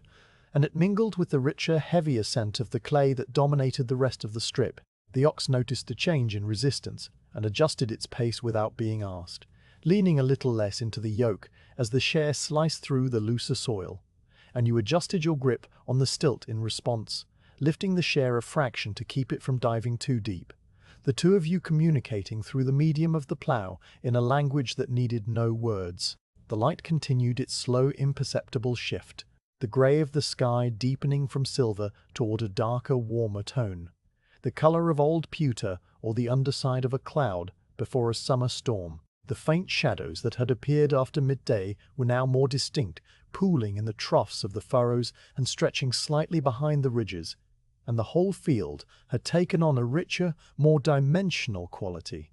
the flat, even illumination of morning giving way to something more textured, more sculptural. The air had begun to cool again, the brief, slight warmth of midday fading as the afternoon advanced, and you felt it on your cheeks as a faint, fresh pressure, a promise of the cold evening to come. You pulled your cloak a little tighter around your shoulders, the wool still holding some of the warmth from your body, and you continued on, the final furrows unrolling behind you in their slow, inevitable sequence. When the last full pass was done and the unploughed stubble had been reduced to a strip no wider than a single furrow slice, you paused at the headland and looked back at the strip, assessing what remained. It was a narrow, pale line of grass and stubble running along the very edge of the balk, barely wide enough for the share to cut, and you knew with the quiet certainty of long experience that this would be the final pass, the one that would close the strip and complete the day's work. The strip behind you was now a broad, dark rectangle of turned earth, its surface a neat, regular pattern of ridges and furrows that ran from the southern headland all the way to this point. The color, a deep, rich brown, that was almost black in the deepening afternoon light. Only this last thin margin remained, and you turned the ox with particular care, setting the share down at the very edge of the stubble, aligning it so precisely that the iron point rested exactly on the line where pale met dark. The final furrow began with a soft, decisive crunch, the share biting into the last of the unploughed earth, and he walked behind it with a slow, measured pace, savoring the completion of the task. This pass was narrower than all the others, the share cutting a slice that was barely half the usual width. But it was enough, the mold board lifting and folding the last ribbon of stubble and pressing it against the previous furrow, closing the gap, completing the pattern. Your right foot walked on the grassy balk now, the turf soft and springy under your sole, while your left foot walked on the final ridge of turned soil, and the two surfaces met in a clean, straight line that would mark the boundary of your strip for the rest of the season. The elation you might have expected at the completion of the task did not come, because elation was too loud an emotion for this quiet work, but there was a deep, calm satisfaction that settled into your chest and spread outward through your limbs, a feeling of rightness and completeness, of a thing well done and properly finished. When the share reached the far headland and the last inch of stubble had been turned under, you lifted the stilt with a final, gentle motion, the iron sliding free of the earth for the last time that day, and you let the plough rest on the grass while you straightened your back and looked out over the completed strip. It stretched before you in its entirety, a long, dark rectangle of freshly turned soil, the ridges and furrows running straight and true from one end to the other, the surface glistening faintly with moisture in the low grey light. The smell of the earth rose around you, rich and cool and sweet. The smell of a day's work accomplished, and you breathed it in deeply, letting it fill your lungs and settle into your memory. The strip was ploughed, the task complete, and all that remained was the unyoking and the journey home. The slow, quiet conclusion to the slow, quiet day. The ox stood beside you with its head low and its sides rising and falling in a deep, peaceful rhythm. And somewhere in the distance, beyond the hedge and across the pasture, the church bell began to ring the call to evening prayer, the sound rolling across the field in a single, long, sonorous note that seemed to bless the earth and the work and the quiet, fading light. The sound of the church bell faded slowly into the grey air, its final echo dissolving across the open field until it was no longer a sound at all, but a memory of a sound, a lingering vibration that the silence absorbed and held. You stood at the edge of your completed strip with one hand resting on the plough stilts and the other loose at your side, your body heavy with the long day's work, your mind quiet and still. The strip lay behind you, a broad, dark rectangle of turned earth that stretched from the northern headland all the way to the southern, its ridges and furrows running straight and true in the deepening afternoon light. The unploughed stubble was gone entirely now, replaced by the neat, regular pattern of the tilth, and the smell of the fresh soil rose around you in a cool, sweet cloud. The ox stood beside you, its great head low, its eyes half closed, its breathing deep and slow,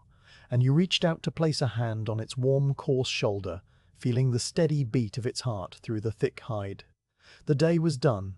The strip was ploughed. The final furrow had been cut and turned, and nothing remained of the labor but the slow, quiet rituals of unyoking and the journey home. You let the moment hold for a long, full breath, and then you moved, your body shifting from the stillness of completion into the deliberate, unhurried actions of conclusion. The first thing was to lead the ox off the strip, away from the ploughed earth and onto the grassy headland where the turning arts of the afternoon had worn faint, criss-crossing trails in the turf. You lifted the ploughshare clear of the ground one last time, the iron sliding free with a soft, sucking sigh, and you clicked your tongue, guiding the beast in a wide, gentle curve onto the grass. The ox walked with a heavy, patient gait, its hooves pressing deep into the soft turf, and you walked beside it with your hand still resting on its shoulder, the two of you moving together in a slow, synchronized rhythm, as though you were still following a furrow. When you reached the wide part of the headland near the great elm tree, you stopped the ox with a soft word and set about unyoking it properly for the last time. The process was the exact reverse of the morning's preparation, and you moved through it with the same slow, methodical care, your fingers working the leather straps loose from the iron rings, easing the wooden bows away from the animal's neck. The yoke, when you lifted it free, felt heavier than it had at dawn, its oak weight pressing down into your hands with the full accumulation of the day, and you carried it a few paces to the edge of the balk, where you laid it carefully on the grass with the bows facing upward. The ox shook itself, a long rippling motion that began at its ears and travelled all the way down its spine to its tail, and then it lowered its head and cropped a mouthful of grass, chewing with that slow grinding rhythm that was as steady as the turning of the earth. You took a moment to rub the animal's neck with the flat of your hand, feeling the coarse hair and the solid muscle beneath, a wordless gesture of thanks and companionship, and then you turned to the plough. The plough beam was still warm from your shoulder where you had carried it during the turns, and you bent to lift it, settling the weight onto your back with a practiced motion, the share pointing forward and upward, the mould board dark with the dried clay of the final furrow. You gathered the goad from where you had stuck it in the grass, the ash shaft cool and smooth, and you took up the small leather bag with its whetstone and cord, slinging the strap across your chest, and then you stood ready, the ox grazing quietly beside you, the field stretching away into the grey twilight, the village waiting in the valley below. The light had deepened further while you worked the last furrows, the pale silver of midday long gone, and the darker pewter of the afternoon now shading toward a soft, muted grey that was almost blue at the edges, and the shadows had grown longer and more distinct, tooling in the furrows and stretching across the headland like thin, dark fingers. The air had cooled noticeably, the faint warmth of the afternoon retreating before a slow, creeping chill that carried the smell of wood smoke and damp earth. And you pulled your cloak tighter round your shoulders, the wool rough and familiar against your neck. You began the walk back to the village along the same narrow, unpaved path that had brought you out in the morning, the ox ambling beside you with its heavy, swaying gait, its great hooves leaving deep prints in the soft earth. The path was bordered, on either side, by low banks of grass and nettles, their leaves now dark and shadowed, their daytime green fading to a muted greyish hue as the twilight pulled the colour from the world. The hedgerows that lined the lane were still and silent, the bare branches of the hawthorns and blackthorns a dense, dark tangle against the pale sky, and a few dry leaves still clung to the twigs, trembling faintly in the first slight stirring of an evening breeze. The breeze was so light that it barely moved the air, just a gentle, cool pressure on your cheek, but it carried with it the distant sound of a dog barking somewhere in the village, a single flat note that rose and fell and then vanished, absorbed by the quiet. Your shoes, still muddy from the field, made a soft sucking sound on the wetter patches of the path, and the ox's hooves made a deeper, heavier version of the same sound, a slow, rhythmic thud and squelch that matched the pace of your walking. As you passed the village well, you saw that someone had drawn a bucket of water and left it on the stone rim, the wooden bucket dark and wet, a single drop falling from its bottom edge into the puddle below with a tiny intermittent plink. You did not stop, because your own water bucket waited at home, and you continued on, the path curving gently and then straightening, the cottages of the village coming into view one by one through the fading light. Their thatched roofs were dark shapes against the sky, the smoke from their chimneys rising in thin, straight columns that merged with the grey cloud layer above, and the small windows glowed with the faint warm orange of firelight, the first lamps and hearth fires of the evening being lit. You could hear the low murmur of voices from some of the yards, the soft clucking of chickens being shut up for the night, the creak of a door being closed, the distant, rhythmic thud of an axe splitting the last few logs for the evening fire. The whole village was settling into its nighttime rhythm, the slow collective process of ending the day, and you felt yourself part of that rhythm, a single tired body moving toward its own hearth and its own rest. Your own yard came into view as you rounded the last bend, the familiar wattle fence pale grey in the twilight,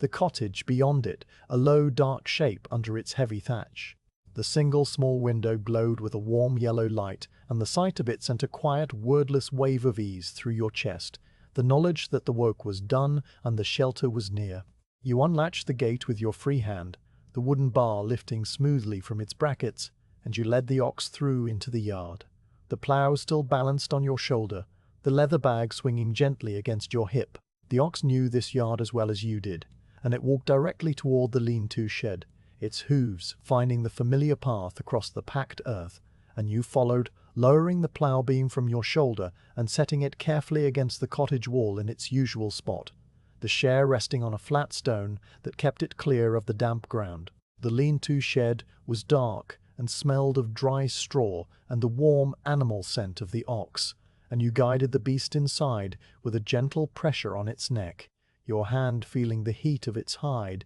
in the cool air. You took a twist of straw from the pile in the corner, a long rough bundle of golden stalks, and you began to rub the ox down with slow circular motions, the straw scratching gently against its hide, removing the dried sweat and the dust of the field. The ox stood perfectly still for this, its eyes half closed, its breathing deepening into a slow, contented rhythm, and you worked your way along its flanks and shoulders and back, the straw wearing down to a soft, broken mass in your hands. When the rubbing was done, you filled the water trough from the wooden bucket that stood beside the shed door, the water dark and cold, splashing softly into the trough with a hollow wooden sound, and the ox lowered its head to drink in long, slow draughts, the water dripping from its muzzle in a steady, silver thread. You secured the shed door with the wooden bar, dropping it into its iron brackets with a soft, final thud. And then you stepped back into the yard, the last of the outside chores complete. The plough you'd already set against the wall, and now you lifted the yoke from where you had placed it on the grass earlier, carrying it to its hook on the inner wall of the lean-to and hanging it carefully, the leather straps dangling straight, the wooden bows resting in their familiar position. The goad you leaned beside the plough, and the leather bag you hung on its peg by the door, and then you stood for a moment in the quiet yard, the twilight now so deep that the colours had all but vanished, the world reduced to shades of grey and black, and the single warm square of yellow light spilling from the cottage window. The door of the cottage opened with the same familiar creak of its wooden latch, and you stepped inside, ducking your head slightly under the low lintel, the warmth of the hearth fire wrapping around you like a blanket. The fire had been tended while you were in the field, built up from the banked embers of the morning to a steady, crackling blaze that filled the small room with a soft, dancing light and a deep, penetrating heat. Your wife was there, moving quietly in the dimness, her hands busy with the evening meal, and you exchanged a few low, wordless sounds of greeting. The kind of communication that needs no sentences, just the acknowledgement of presence and the sharing of warmth. You sat on the low stool by the door and bent to remove your leather shoes, the stiff, damp leather resisting for a moment before sliding free, and you set them aside on the packed earth floor where they would dry slowly by the fire's warmth. Your woolen hose were damp at the knees and caked with a thin layer of mud, and you brushed at them idly with your hand, the dry flakes falling to the floor in a soft, dusty patter. A basin of cool water waited on the wooden chest against the wall, and you crossed to it, dipping your hands into the dark, clear liquid and splashing it onto your face. The cold shock, a brief, sharp pleasure after the long day. You washed your hands thoroughly, rubbing the soil from the creases of your palms and from under your fingernails, the water turning faintly brown with the accumulated dirt of the strip. And then you dried your face and hands on a rough linen cloth that hung from a peg, the fabric coarse and clean, and smelling faintly of the herbs that had been boiled with it. The simple act of washing felt like a transition, a closing of the outside chapter and an opening of the inside one. The field left behind beyond the door, the hearth and the meal, and the rest now taking its place. You crossed to the table, a simple board of dark, worn wood set on trestles near the fire, and you sat down on the bench, your back finding the familiar support of the wall, your legs stretching out before you toward the warmth of the hearth. A bowl of pottage was set before you, a thick, bubbling mixture of barley and beans and leeks, cooked slowly in an iron pot over the fire, and a hunk of the dark bread lay beside it on the wooden board, along with a cup of the small ale. The steam from the pottage rose in a fragrant, savoury cloud, and you lifted the wooden spoon that rested in the bowl, your hand closing around its smooth, worn handle, and you began to eat with the same slow, patient rhythm with which you had done everything else that day. The pottage was hot and thick, the barley grains soft and swollen, the beans tender, the leeks reduced to a sweet, melting tangle, and each spoonful spread a deep spreading warmth through your chest and stomach, the heat moving outward into your limbs and loosening the last of the day's tension. You chewed the bread between spoonfuls, the dense, sour crumb a perfect complement to the savoury broth, and you drank the ale in small, slow sips, the liquid cool and faintly bitter, cutting through the richness of the meal. The fire crackled softly in the hearth, the flames dancing and shifting, casting long, wavering shadows on the plaster walls, and the only sounds were the gentle clink of the spoon against the bowl, the soft murmur of your wife's voice as she moved about the room, and the distant, muffled call of an owl from somewhere out in the dark fields. The meal took a long time because you were in no hurry and the food deserved to be eaten slowly. And when the bowl was empty and the bread was gone and the ale cup was dry, you sat for a while longer, the warmth of the fire and the food settling into your body like a heavy, comfortable weight, your eyelids growing heavy, your breathing slowing into a deep, restful rhythm. The final tasks of the evening were the simplest and the oldest, repeated every night in this cottage and in every cottage in the village, a quiet, unvarying ritual of closing down the day. You rose from the bench and went to the hearth, where the fire had burned down to a bed of glowing embers, and you took the iron poker from its hook, stirring the ash carefully and banking the embers into a tight, central mound that would hold its heat through the night and be ready to rekindle in the morning. A single small log you placed on top, its bark catching the glow and beginning to smolder with a faint blue curl of smoke. And then you stood and brushed the ash from your hands, the warmth of the embers still radiating against your face. Your wife had already retired to the bed, the straw mattress rustling softly as she settled under the wool blanket, and the children were long asleep on their pallets, their breathing soft and even in the darkness. You removed your woolen tunic and hose, hanging them on the pegs by the fire where they would air through the night, and you pulled on a loose linen shift, the fabric cool and smooth against your skin. And then you crossed to the bed, your bare feet silent on the packed earth floor, the cold of the ground, a last faint sensation before the warmth of the mattress. You lifted the wool blanket and slid underneath, the weight of it settling over your body like a second, softer yoke. And you lay on your back with your head on the straw pillow, your eyes open in the darkness. The cottage was almost entirely dark now, the only light a faint red glow from the banked embers that painted the underside of the thatch with a dim, wavering orange, and the shadows were deep and still in the corners, holding the quiet like a cupped hand. You listened to the sounds of the house, the soft rhythmic breathing of your wife beside you, the occasional stir of a child on the pallet, the tiny settling creaks of the timbers as the night cooled outside. The work of the day was complete, the strip ploughed from end to end, the earth turned and ready for the seed that would come in the days ahead. And the knowledge of that completion was a quiet, steady presence in your mind, not a thought exactly, but a feeling, a sense of rightness and order, of things being as they should be. The open field lay out there in the darkness, the long dark rectangle of your strip resting under the grey sky, the ridges and furrows holding the moisture and the warmth of the earth, waiting patiently for the next step in the eternal cycle of the seasons. And you were here, in your bed, in your cottage, in your village, at peace. The great change that would come to the land in the year ahead, the shadow that would sweep across the villages and the fields and the crowded, frightened towns, was not yet visible, not yet even a rumor in this quiet valley, and you had no knowledge of it and no reason to fear it. Resting now in the deep, calm ignorance of the eve, the last evening of the world before the world was altered, your breathing slowed to match the breathing of the house. A long, slow, steady rhythm that rose and fell like the gentle swell of the land under the open field, and your eyes closed, the faint red glow of the embers still dancing on the inside of your eyelids, and you let yourself sink into the deep, heavy, dreamless sleep that comes after a day of honest labor. The kind of sleep that is as dark and peaceful as the turned earth itself, holding nothing but rest and silence, and the quiet promise of the morning that choleric mind to style it.